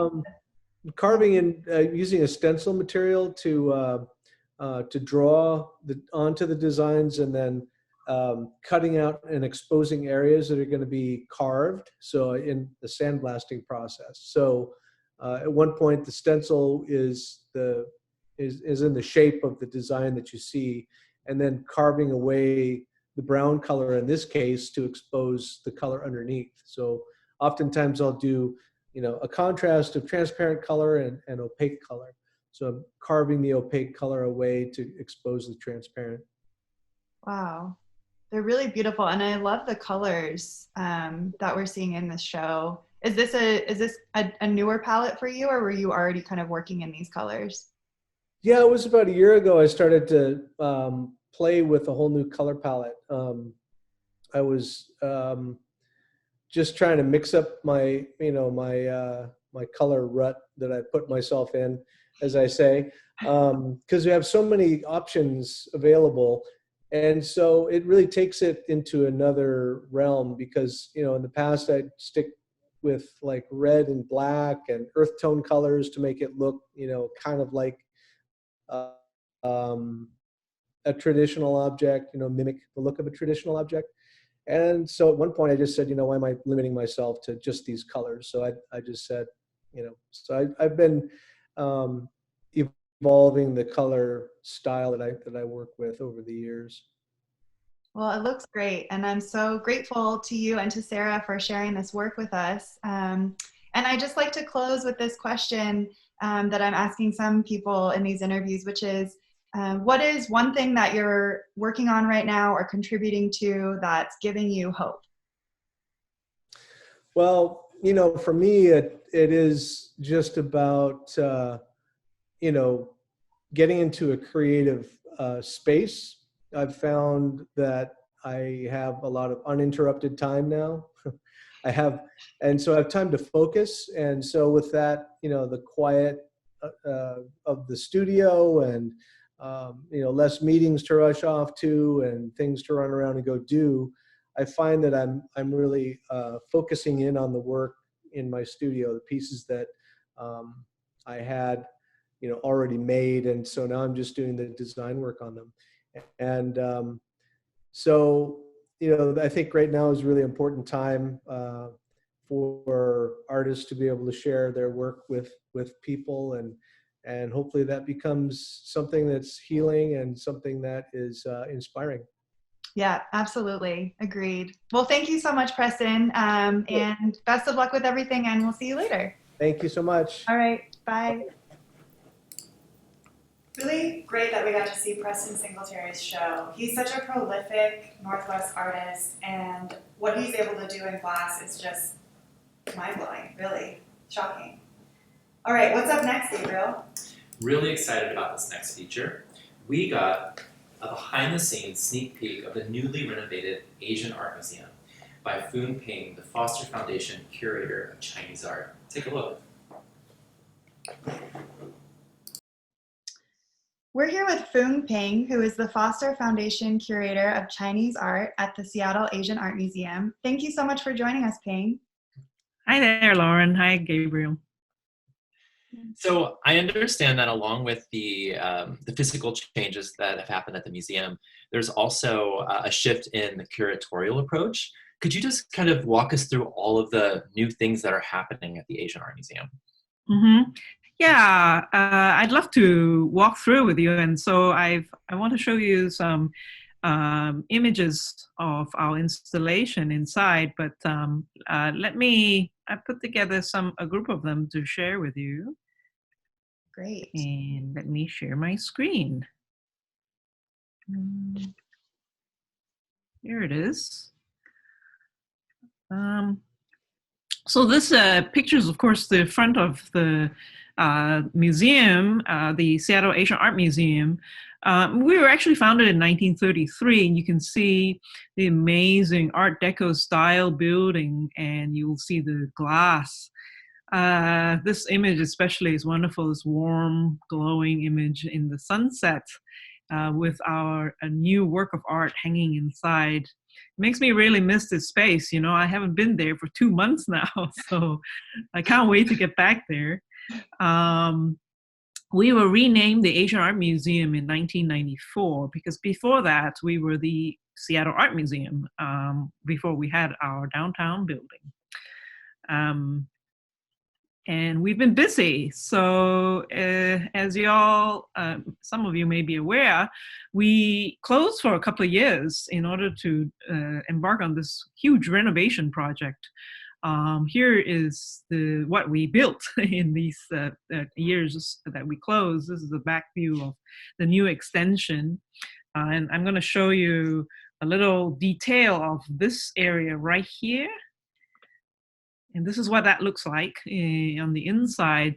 This wonderful, what we call park lobby, where I installed my very best Chinese marble Buddha, now overlooking the park and welcoming everybody. And you can actually see, if we turn on the lights, you will be able to see this from the park glowing in the evening. The tree, as you can see, we are at tree level right next to the tree. It's really a wonderful thing. So we renewed all of our interiors. We built this new extension. We reimagined our permanent collection display. And this was this opportunity to do it from scratch, right? We took everything out and we had this chance to put everything back in basically whichever way we wanted. So we had this opportunity. So what we decided that this new approach that you mentioned, Gabriel, is that each gallery explores a theme.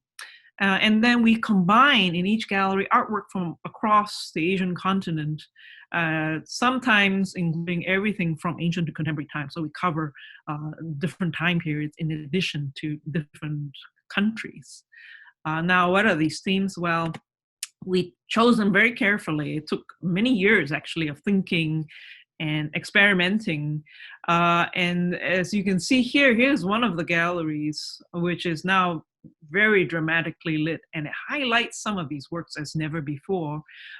You can see on the right here is an Indian sculptor, one of our very best. The show, the permanent collection show, actually has its own name. We don't often name our permanent collections. Usually we just call it the China galleries or the Japan galleries of India, but now each gallery has a theme, and all 12 of these permanent collection galleries are tied together with a title called Boundless. I love that. I love the idea of taking things. Yeah. Because we cross boundaries, so we call it Boundless. So here's one of the galleries that I want to show you.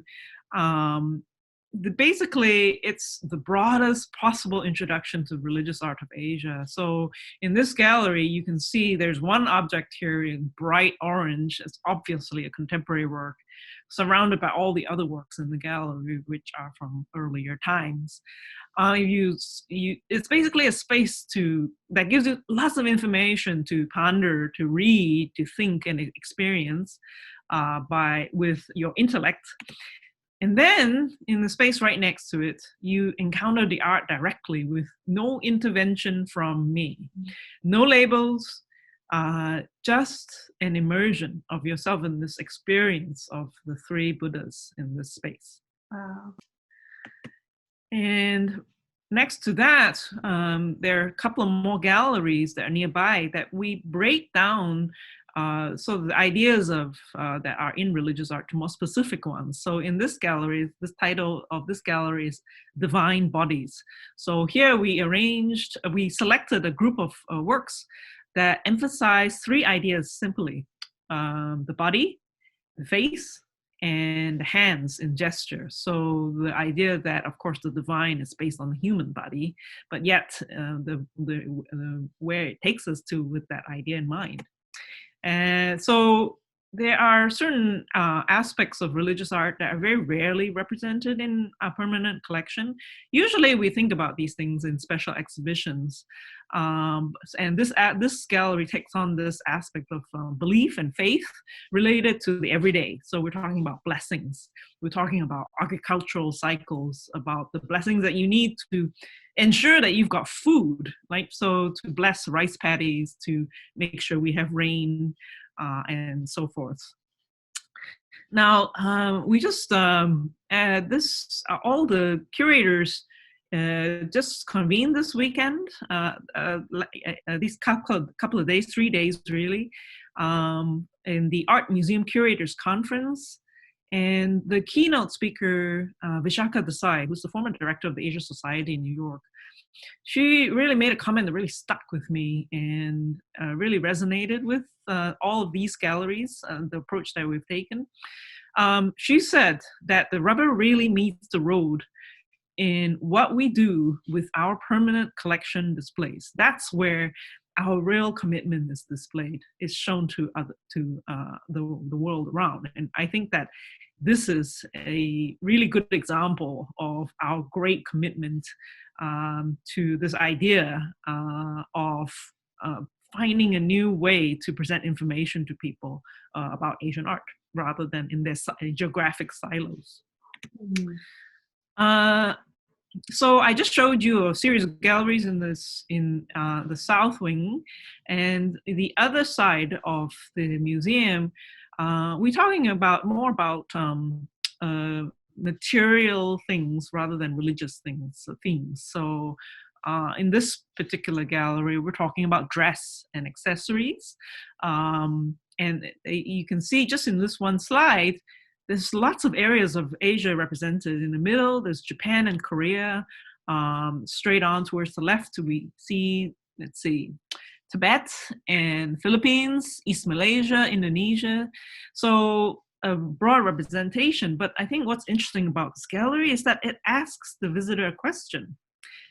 So the title of this gallery is, "Are We What We Wear?" ? So it asks this question, and this question is activated by actually two photographs. You can see on the far right, it's actually hidden in this photo. Here they are. It's 2 photographs by Korean artists showing the same person twice. So one of them is their daily life working in an ice cream shop, and the other transformed into their fantasy life in an equally cold place in her mind, an Arctic with a team of mush dogs. So instead of holding a mop, she's holding a spear. So we hope that this kind of including contemporary works can help visitors really kind of take a second look at the other works in the gallery. We include certain themes that are really important to Asian art, and here's one of them. So this is the relationship between words and images in this gallery. So we represent China, Japan, Korea, and Islamic world. You can see here our famous deer scroll from Japan. This amazing work of art by a Ming Dynasty calligrapher named Wen Zhengming and a Korean artist up here. So in a row, you can see all 3 and just how different they are. Let me show you a detail of this particular work. You really, this idea of immersion can take on so many different forms. So this one is, you can take a look at this person, you can immerse in this calligrapher's movement. The way that his brush hits the surface of the paper, you can see the slashing and burning almost, and the way that he moves his brush and the way he breathes and moves fast or slow, and the pressure that he puts on his brush to see the little brush spikes over here. It's just I feel this kind of image is wonderful for an experience, like to re-experience how he made this piece of work, the original performance art in a way. And also is the original moving work of art. That is, you read from right to left and you can move along the way that he had created this work. The next gallery on is yet another really distinctive theme for Asia, which is in this case, the relationship between an artist and nature, with particular emphasis on landscape. So we have both traditional works of art, some of our great masterworks on display for this first rotation. Of course, we will have to rotate them eventually. They can't stay up forever. But that's the beauty of this, is that you can see more of our collection. This work of art in the center is particularly wonderful. It's like sunlight glimmering on this calm ocean waves. It's an incredibly, wonderfully calming work of art. You can sit in front of it and just lose yourself in this image. And this is a Japanese style painting called Nihonga from the early 20th century. And it's an image that adds a horizon line. This is a technique that's actually not seen in East Asian landscape painting, or classical landscape painting. It's actually a borrowing from the West at this moment of this interaction between Japan and the outside world. My favorite gallery is this one. It's the only one that has windows, and it has, it's, as you can see, it's light filled. Is a display of Asian ceramics, mostly Chinese, but interspersed with works from all across Asia, from Iran onwards, eastwards to Japan and Korea as well, and also Vietnam. And the interesting thing about this gallery is, and perhaps it's not everyone's cup of tea, but trust me, just spend a little bit of time to look at the objects, because I give you no labels. You can't know anything about the objects except what you can take away from using your own eyes. And this may be very disconcerting to people, but I think you may be amazed of what you can find. So let me offer a little treasure hunt. Ask yourself, there is one work in here which is from the 21st century, it's contemporary. Ask yourself which it is. Don't cheat. Don't look at the information that I give you on the side in the interactive display, where you can find out, and you can read many, many of my essays and in great detail about each and every work. So finally, the last image I want to show you is this one. This is our for the first time in our history, we actually have a dedicated space for special exhibitions. And this is our opening show with and the showstopper, the one work which we've never been able to show in the space before, in the Asian Art Museum before, because it was just too large, which is De He's armor-like creation using thousands and thousands of dog tags. So I can't wait to have you back in our space. And this is our mascot, Sammy. Also can't wait to open the doors to have you all back visit us. That was amazing. So fantastic that we got that tour from Ping. I love Ping. You know, the Asian Art Museum had opened right before we went into quarantine. I never got a chance to go see it. And I've been going to the park and peeking in the window, but I really can't see anything. So that tour was pretty special. I know. I'm really glad we got to hear from Ping about her curatorial approach and just see some of the amazing artworks that are reinstalled now in the Seattle Asian Art Museum in Volunteer Park. What was your favorite piece that Ping showed us, Gabriel? Well, you know, a lot of times I've gone to the Asian Art Museum by myself, and it's been for me these kind of moments of self-reflection. There's just something about the architecture and the work and the space. And so I love that in the new renovated space, they have all these kind of moments for people to have those kind of personal, even spiritual experiences. So I thought that was really, really fantastic. Agreed. And I love how they're balancing the way that they're including didactic materials like wall labels. Like some exhibits have wall labels and some don't.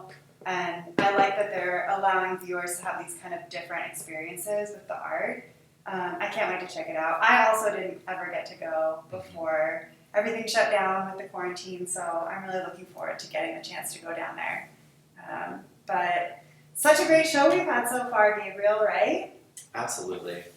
So what else is on the docket for tonight? Okay, What else is coming up? We've got a few more segments. Hope you all are still with us. I know this is a longer art walk than normal, but actually art walks, usually last a couple of hours at least, maybe 3, and you're just kind of walking around, checking out different spaces. And the cool thing about By the Hour is that we're getting to bop all around Seattle, not just sticking to one neighborhood. So next up, we have some great segments on some smaller galleries, such as The Factory and Atlantis, which is a new space. Super excited to share what they're doing over at Atlantis. And then we also have a little surprise. Again, we have a surprise guest. So we have on location in Virginia this time, Gabriel. So something a little different for you. Yeah, I can't wait to see what we have on the next little segment for us. What are you most excited about seeing, Gabriel? Well, I know that we have a talk coming up with the curators at the Henry Art Gallery. Ooh, yes. One of my favorite spots in Seattle. Yes. That's a really exciting one. So stay with us for that. And should we kick it off? Should we go back into some art, Gabriel? Yeah, sounds good. What's first? What's up next? So up next, we have our on-location spot in Richmond, Virginia. So we have our friend Ryan Patterson, who's going to give us a little behind-the-scenes tour of what's going on in Richmond. He's a former Seattleite, and really happy that he was able to give us a pick, a kind of a selection of his picks of Richmond, Virginia. So check it out.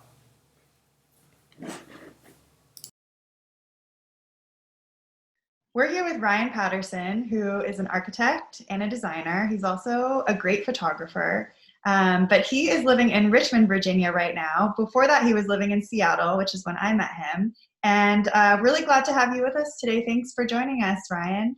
No problem. It's a pleasure. Thank you.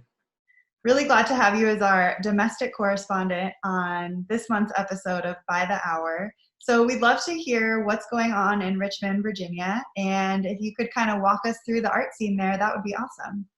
Definitely. So thanks for having me. I'll just do a quick recap of where we are here, since some people in Seattle may not know. We're on the mid-Atlantic coast here in Virginia, and it's about the same distance to New York as Portland is to Seattle. That helps you.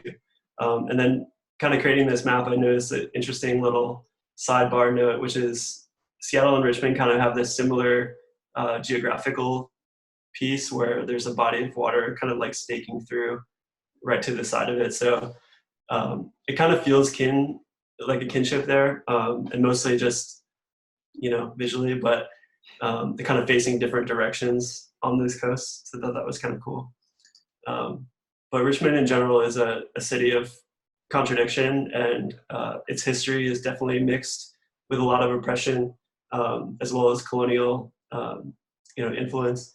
And so that kind of manifests in a lot of the art that we see here. And one really strong one that came out last year was this Kehinde Wiley sculpture at the VMFA, which takes a traditional Confederate image and repositions it as a position of power and hope for the Black community and all oppressed communities. And so that level of re-inviting history and sort of reigniting the conflict with art critique is really strong. And then also the river being a present element in the city, and its simultaneous like recreation and ruin was a really strong image for me. To get into artists, I'll start with my friend Seth, who's a great visual artist among other things, but his work is predominantly marks on paper, and now marks on other things like canvas, but he really strives to ask a lot of questions more than he is creating a statement. And so he seeks to kind of like conceal, emphasize, and transform his marks depending on how they're arranged in the figure. And so some of his older works were pretty, relatively small on paper, but starting to create a language of mark making and a code of constructing these things that was, maybe ordered. And now he's starting to break out of that box and create a work called People Aren't One Thing, which is about to debut at the Quirk Hotel in Charlottesville. And this work is more about sort of a cancerous element or an infectious element that kind of navigates through and explores identity crisis between mixed emotions. So like something like becoming a new father mixed with worries about the environment and the world, beyond us. And so these communication issues are present in the work. He's great. He's almost got a Cy Twombly thing going on, which is fun. For sure. Yeah. I love his explorations. The next one I mentioned is Cherry Gallery. And Cherry Gallery is a unique artist-run space that is occupying a parking garage office, which is a perfect space for it. It sort of embodies that, underrepresented, underground feel to a lot of the curated shows, and really underlines their stated goal, which is to expand and magnify Richmond's art community, operating free of elitism. And they're definitely against privileges based on race, gender, class, religion, and ability, which is amazing. And so two of their upcoming artists, in lieu of a show in person, they're doing an online curation via Instagram. But they're two Central American artists named Jose Castrillon from Panama and Juan Brenner from Guatemala City, Guatemala. And they're taking over with their show entitled Matando el Tropico, which is Killing the Tropic, which is supercharged. And it explores issues of paradoxes in masculinity and representation, as well as things like intersectional ideas of photo actors that construct neo-realities based on their own context. And so these things have been structured in a way that highlights the fragile ways foreign interventions are such a big part of their respective cultures. And they strive to make their position, their subversive position, more evident. Mm. So these photographs are so vibrant. I love these. Yeah. Moving to a student, I wanted to include a student in this. VCU is such a big part of our culture here. That's Virginia Commonwealth University, and have a great photo department. Almana Palmer is a student who's getting her BFA in photography this year, digitally, unfortunately. And she does what I do a lot, which is just roam the city and look for interesting textures and compositions based on found objects. And so I immediately connected to her work over the years, and she's been growing exponentially since then. And one way she's kind of pushed her boundaries with her thesis is moving from a two-dimensional photo realm into a more three-dimensional translation of that. And so she's been using things like a photo, displacement map to then translate into a 3D printed object, which creates a whole new, dimension literally to the work, and really tactile sense of these objects, which already were tactile, but taking it to a whole new level. And then, through her exhibitions, at first on the left, actual exhibitions of the work, but creating it as a tactile sheet or banner, to then taking it to a digital realm. She's done an online gallery even before the pandemic, of her work called Decode, which is a combination of all her work and experiments with this type of process. Yeah, I love that you can really see her process evolve as she's picking up these different mediums, but always exploring texture and kind of the quality of an object, these found objects. Really nice. Absolutely. Yeah. Super cool. And then finally, I definitely wanted to mention the VMFA, which is an iconic institution for us. It's like the Met Museum in New York for our community. They have a huge collection, permanent collection of work that is, deep and so many gems, but the current rotating exhibition right now, which has moved online, fortunately, is the Kamoinge Workshop, which is, a groundbreaking group of photographers who were working in New York City at the time. But one of their members was Louis Draper, who was a Richmond native, who allowed us to access this whole collection recently. But they were instrumental in kind of creating a underground group of photographers that were supporting each other in an era where, their community was portrayed in, definitely a negative light compared to their contemporaries that were more affluent and white. And so Kamoinge means a group of people acting and working together in the Kikuyu language of Kenya. And so they definitely exhibited a, boundary pushing self-determination that was, so strong, and you can only look at the work to see how that came out in their works. But super strong photography group, and everyone should check it out on the VMFA website. Awesome. This is great. Thanks so much for sharing all of this, Ryan. So happy to learn about this exhibit in particular. And we really appreciate you taking the time to speak with us today. So thank you so much. Totally. It was my pleasure. See you guys later. Bye. So next up, we're coming back to Seattle, and we're going to look at Ghost Gallery and Zinc Contemporary. Ghost Gallery was established in 2006 by independent curator Lori Kearney, and they're located in Chop House Row in the Capitol Hill neighborhood of Seattle. Ghost Gallery focuses on local artists and designers, and they provide an ever-evolving, welcoming space where artists and collectors can connect. Ghost Gallery showcases a curated selection of visual art, handmade jewelry, and more. Right now, they're showing The Memory Polices You, new work by Natalia Chekevich.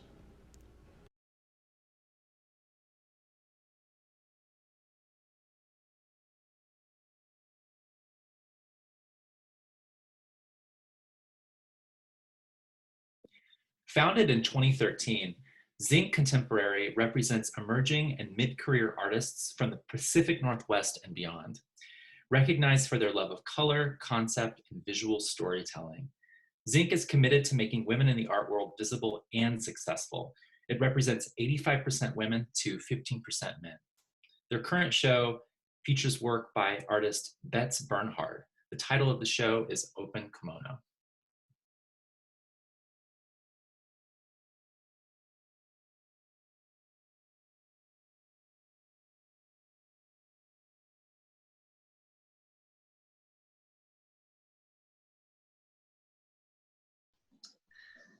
We're here with Samuel Stubblefield, who is an artist. He's working across media. He works in installation, sculpture, music, film, new media, and architecture. So a little bit of everything. And we're so excited to have you with us today. Thanks for joining us, Sam. Cool. Thanks for having me. Thanks for being the connective tissue when everything's so quiet. It's nice. Yeah, it's great to see you, and I'm glad we get the chance to look into your studio and see what you're up to. So I'd love if you could kind of show us around and just show us what you're up to right now. Cool. If you're familiar with the work that the studio's been doing over the last few years, a lot of it's has this kind of want to express data in interesting ways, and it makes up for a good amount of what we do. And one thing that's been really nice about the quiet time and kind of a silver lining is that we get to go a little deeper than we normally do when projects are just kind of being put out to the earth, better or worse, in a quick way. So it's been really kind of interesting to have a little more quiet time, a little more studio time. And one thing that we've been able to go a little deeper on is this idea of expressing data through kind of mechanical means and through robotics and things like that. So this is a Tibetan singing bowl with a small robotic ringer attached to it that goes back to a PC, and it can express any data we want. So currently it's set up for expressing WHO birth statistics. It's about 4.3 births per second. And it's meant to be part of a bigger installation that fills a room full of these, intended for Massachusetts Museum of Contemporary Art. But, with museums worldwide being quiet, we'll just say, we're given some time to think about this project in different ways, and specifically looking at different data sets we can use and different places we can actually put this installation. So in my mind, this installation, I always wanted to go out in nature, and one of the last meetings I had, in-person meetings I had before coronavirus made its way across the planet, was the gallerist that represents James Turrell and has represented him for a long time. And she had seen this work and was kind of interested in it. And we've just been staying in touch about going down to the crater, Roden Crater, which is James's longtime project. It's several decades long project at this point. And really looking forward to going down to the crater and actually taking some of these things with me. So whether it's a Tibetan bowl or this rather austere sculpture that's sitting behind me that is full of these transducers that sit along the inside that would vibrate this piece with data that we put through, and specifically looking in the crater saying, well, wouldn't it be interesting to be able to listen to the geological activity that happens that we can't sense on our own. So, taking high fidelity microphones, placing them through the earth, and then amplifying that signal and being able to connect with it seems like an interesting thing to be able to do, and a kind of a fun way to connect with nature. And so that's a lot of what the work we're doing is, just taking what we're kind of good at, but going a little deeper with it, looking at other ways to kind of share information about the world around us through these mechanisms. So it's pretty exciting. Yeah, and I love that right now it seems particularly salient to have this exploration into how we can translate data and all of this information that's coming at us all the time in the virtual world into more humane and meaningful ways that people can connect to. And I love that you're now turning your attention to the earth in this moment of quarantine, right? Like getting back to connecting with nature in a technologically based way. It's really it seems like a fun thing to do, and it seems like people are struggling to connect with the world around us in that way and find a lot of meaning in connecting when they can. So it's a fun exploration. Great. Well, thank you so much for showing us around your studio. If people want to keep tabs on you and what you're up to, what should they do? Oh yeah, you can just Google Samuel Stubblefield. I usually try to piece by piece post things that I'm up to, whether it's exhibitions or we're always doing open houses in the studio. So just give a quick search and come down and say hello if you're in the area. Otherwise, we've got work that kind of makes its way around. So yeah, keep an eye on it. Great. Well, thank you so much, Sam, and best of luck with everything. Cool. Thank you very much. Take care. Bye. Bye. Really grateful to Sam Stubblefield for giving us that behind-the-scenes tour of his studio. Can't wait to see what happens with those works. What's up next, Gabriel? Next up, we have 4 curators from the Henry Art Gallery talk about how they're adapting their programming in this time of self-isolation and how they're thinking about the future of the Henry. We're here with several people from the Henry Art Gallery. So excited to have you all with us today. We have Shamim Momin, who is the senior curator at the Henry, Nina Basijnik, who's the associate curator, Nita Mahado, the associate curator of public and youth programs, and Ann Polson, the associate curator of collections. Thank you all for being with us today. Thanks for having us. Yeah, so first off, what's going on at the Henry? During this time of social isolation, people can't visit the museum. How are you all responding to this time? Well, as you might imagine, like all the other cultural organizations, we had to really think through how to change quite quickly upon the orders, lockdown, and so on, and think about how we've really kind of been, we've collected ourselves to think about what we can do with existing programs and existing exhibitions, as well as how we would modify things upcoming. And then lastly, kind of new things that maybe we can add to help enrich this experience, because of course, there's nothing that substitutes for being there in person, but trying to use as much as we can our online presence and our digital possibilities to allow for some kind of service to the artists and to our audience that are the forefront of our mission. So we've been really thinking about that and digging into that. We've been collaborating very closely with our communications team. So the curatorial team and the communications team have been working together to look into new strategies and platforms that we have that we can make more robust and give other kinds of opportunities in terms of accessing our collections, our exhibitions, and of course, our ongoing programs. So actually, I was hoping maybe we could talk about those in the different areas. Maybe Mita, you could talk a little bit about programs and the ways in which you've shifted and things that we've all come up with. Yeah, of course. And in many ways, especially thinking about artist-driven programs, we're very much borrowing from, an approach that we've already had in place, which is to work very closely with our artist partners to develop programs that would be nourishing and exciting for their own practices, but also would resonate with our communities. And now we have this added component of thinking about what would work with online platforms and what would resonate with the context in which we're now living. And so we had planned to have artist Fiona Connor, who is part of our In Plain Sight exhibition, come out in March for an extended visit to work with multiple community partners. And so we've been speaking with her about how to translate aspects of her visit to something that would be online. And we're currently working on a series of conversations with a number of people working in libraries and other places of cultural distribution to kind of think about these sites of cultural gathering and how the services that they provide to us, the objects that we engage with through them, are no longer immediately available to us. So to kind of develop these conversations around those sites of distribution.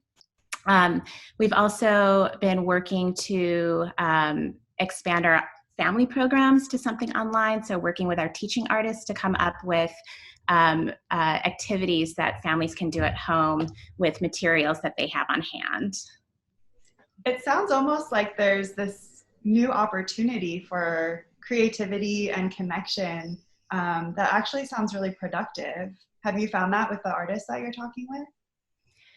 I think so. I mean, it's challenging because we want to give them space because it's a different time to have to kind of think about, what kind of capacity do you have right now, Right. But I do think that there has been a lot of excitement and a lot of activities that we wouldn't necessarily have been able to bring on site that artists are able to do at home and then record and then share with our audiences. And actually, I mean, one of the great elements that we've been able to dig into a bit are resources that we have had, but haven't been able to put forward publicly as a platform. And then what those have grown into in some instances. And Nina, maybe you could talk a little bit about some of those areas. And Yeah, definitely. I mean, I think one of the other aspects that this situation has brought forward is we've always been really collaborative with other cultural organizations in town, but it's allowed us to expand upon some of those relationships. So most recently, we've been working with On the Boards and Velocity Dance Center to not restage, but reframe some of our programs that we've done in the past, like with Takahiro Yamamoto that we presented last fall, and Awaiting Oblivion, which was a presentation at On the Boards by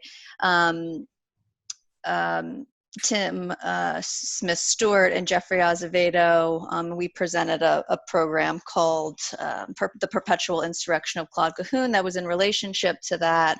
And we recorded all those presentations and have worked with these On the Boards and Velocity to share with our audiences these recordings, and then create opportunities for the artists to revisit that work that they had made sort of in this new context. And it's really been interesting to see how they're thinking about this ongoing evolution of their own practices around ideas of mental health, ideas of social visibility in these times of like isolation, for example. They can be exacerbated, and how they might be, some of this new context might be informing some of their ongoing work and their future work.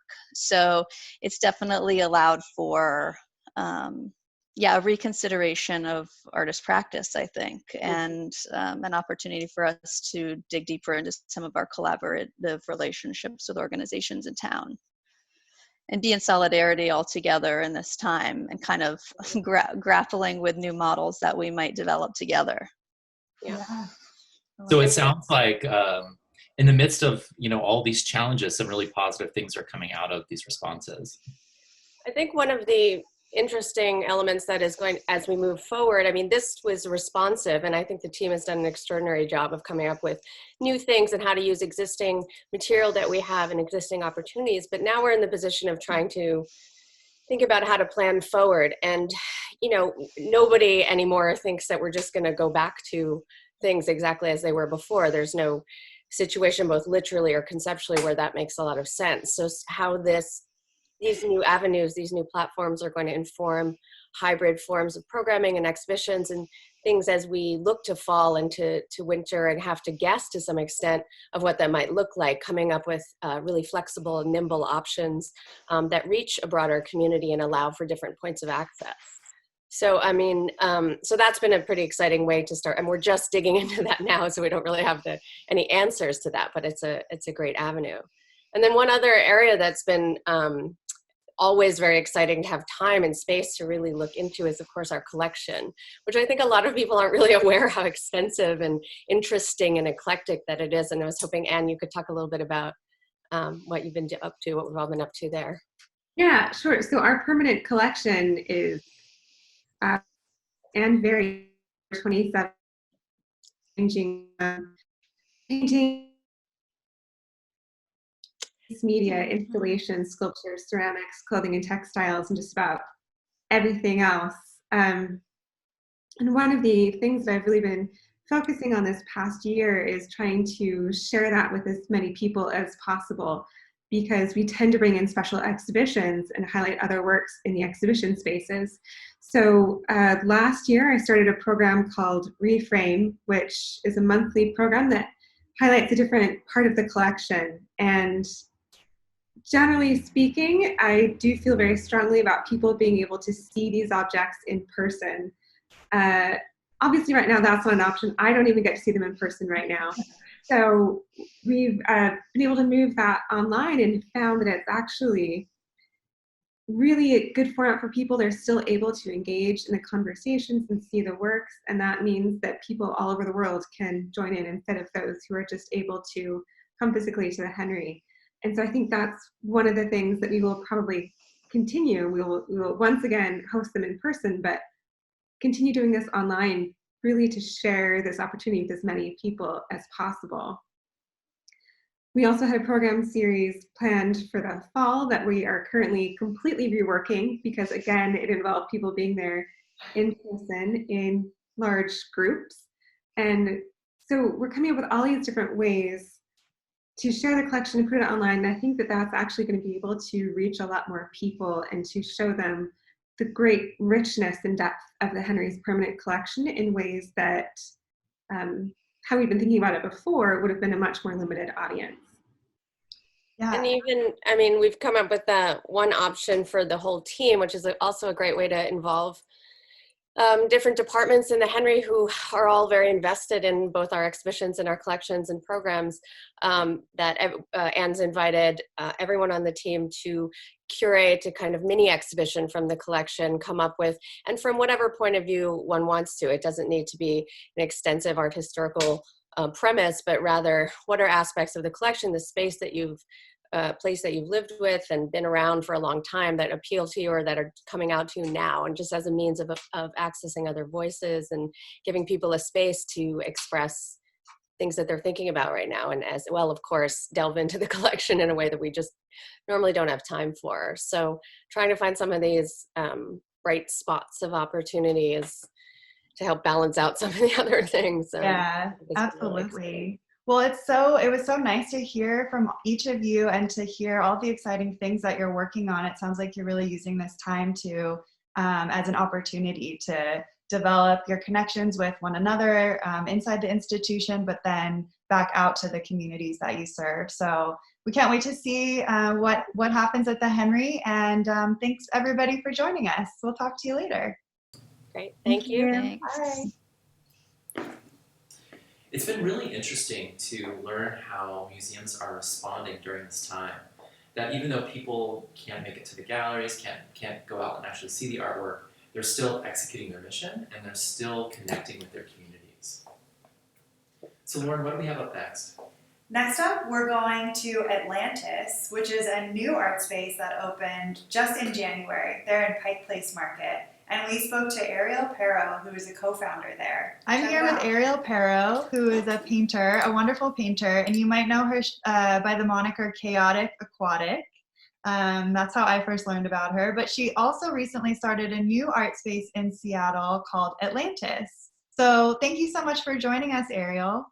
Thank you for having me. This is such a cool thing, and I love all the art connections and kind of virtual tours we've been doing. So yeah, this is really fun to be a part of this. Thank you. Yeah, and it's so great to meet you virtually.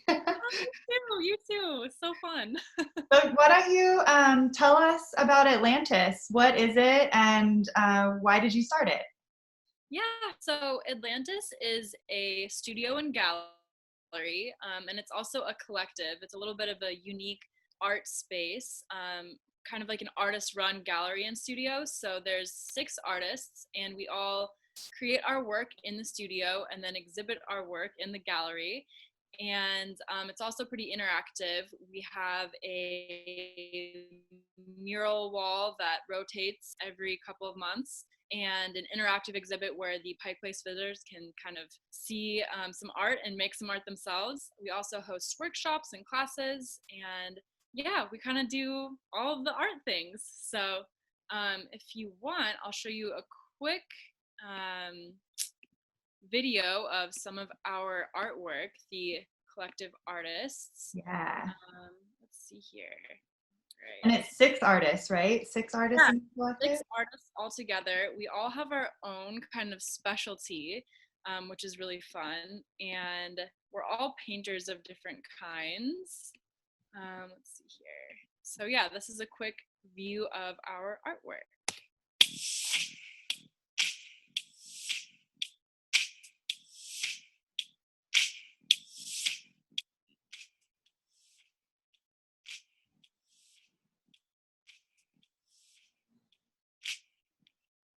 Nice. Yeah, and like I was kind of saying before, we do have some different elements in the gallery. We're kind of we like to do everything a little bit, jack of all trades. So like I said, we exhibit all of our artwork And this is a quick view of all of the people in the collective standing in front of our rotating mural wall. And we actually had this be like a big paint by number on our opening, which was really fun. We also have an interactive wall. This is a quick shot of where everybody could share a secret when they visited the gallery. So yeah, kind of have a little bit of everything. Nice. And I love that you're finding ways to include the public and include other artists who aren't part of your collective. So if people want to get involved and find out how to be a part of Atlantis, what should they do?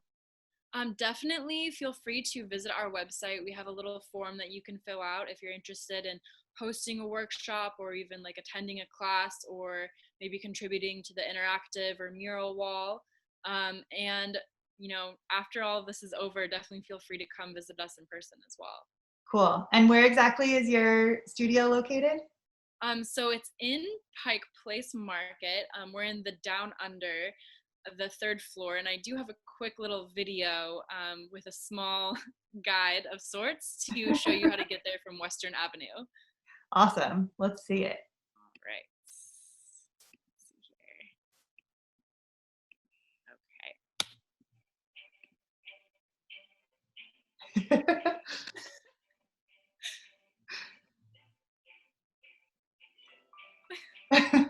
Who is this guy? This is Scout, my dog. He's Aw. very good boy. Very good boy. He knows how to find Atlantis. So well, like the back of his paw. I love it. Well, thanks so much, Ariel, and best of luck with everything. And we'll talk to you later. Thank you. All Thank right. you so much. Bye. So we were just at Atlantis, really grateful that Ariel was able to show us around. So excited to see that new art space in Seattle. What's up next, Gabriel? Next up, we have a chat with Timothy Rysdeck. He's the director and curator of The Factory, a small gallery in Capitol Hill. And he's talking about a new exhibition that they have up, which features work from Aiden Sakakini. Take a look. We're here with Timothy Rysdeck, who is the director and curator of The Factory, which is an art space in Capitol Hill. He's also the new manager of the Museum of Museums, which is another new space opening up in Capitol Hill, First Hill neighborhood. So thank you so much for joining us, Timothy. We're so happy to have you with us today. Thanks for having me.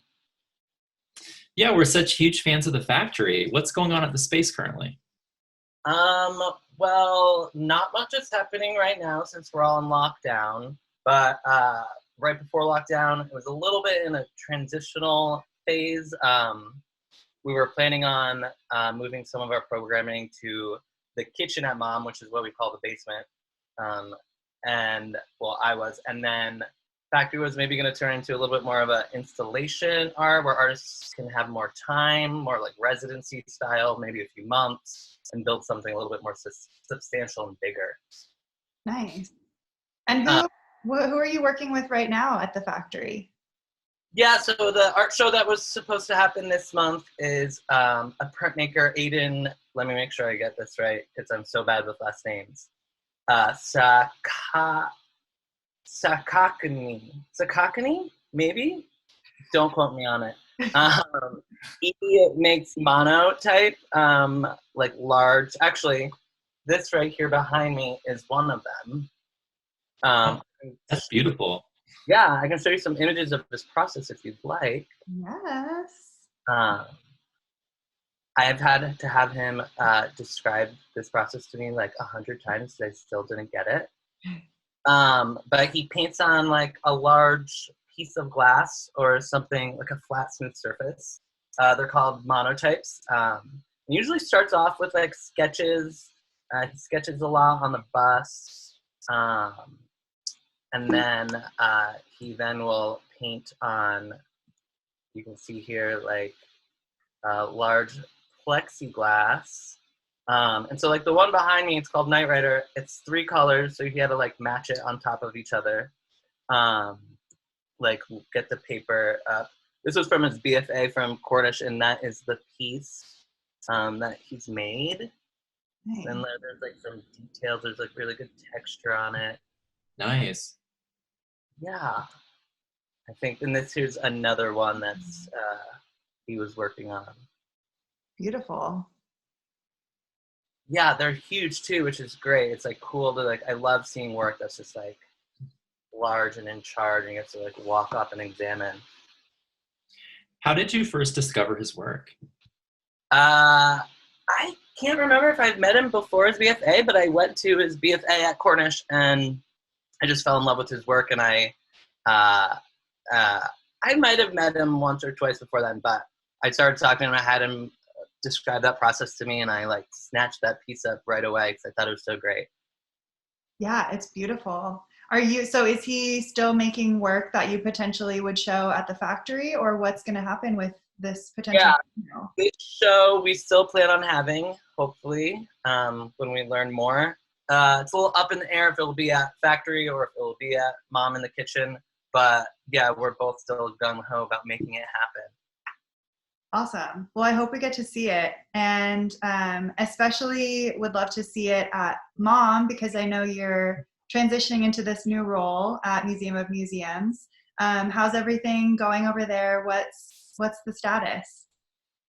It's so close to opening. If this whole thing wasn't happening, it was supposed to happen on like June 15th, if I remember correctly, but obviously we'll have to postpone again. But yeah, it's just going to be like 3 large floors of awesome local art that we're very excited about. We're in the home stretch, so we're hoping things clear up and get easier for us all so we can show you what we're working on. Yeah, can't wait to see it.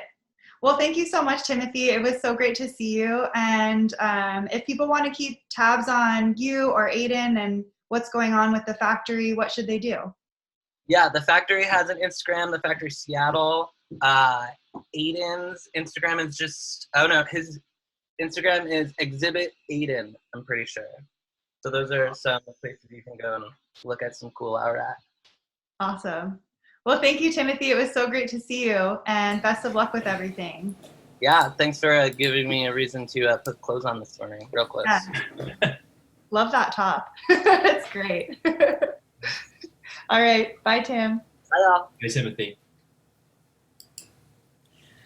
All right, so that was our last segment. Thank you so much for tuning in to By the Hour. We're so happy to have you all with us and hope you enjoyed all of the wonderful artists and galleries and museums and art spaces that we were able to show you tonight. Such a diverse mix of arts and cultural spaces in Seattle right now. Really happy to share. Thanks to everyone who participated. All of you, thanks so much for making By the Hour, the second episode, happen. Yeah, and if you have ideas about what you'd like to see in the next episode of By the Hour, let us know. You can follow us on Instagram or just tag us on our personal accounts. We're happy to hear from you, and we'd love to know what you were into for this month's episode, and what you'd like to see next time. So keep in touch, and don't forget to check out all of the links that we provided on the site on ways that you can support artists during this time through Artist Trust, For Culture, and the Seattle Artists Relief Fund. I had a great time, Gabriel. I had such a great time. We had a really good time. I also want to just give a little shout out to Sean, Michael, Giancarlo, and the Civilization team. Thanks for all your work in making this happen. Yes, and while we're giving cred, let's thank Real Magic Studio for all of your hard work with the live streaming and pulling everything together for us. And Pink Lotion, love the music. And Eric Blood, thank you. Yes, we couldn't do it without so many people bringing everything together for us today. So really happy to have everybody come together for the arts. And what else, Gabriel? Everybody that tuned in, thanks for joining us. Yeah, so I love the idea of just gathering around our screens all together when we can't be together in person. It's such a nice way to feel connected to one another and to feel connected to our arts community. So thanks for tuning in, and we'll see you next time. Bye now. Bye. Thanks, everybody.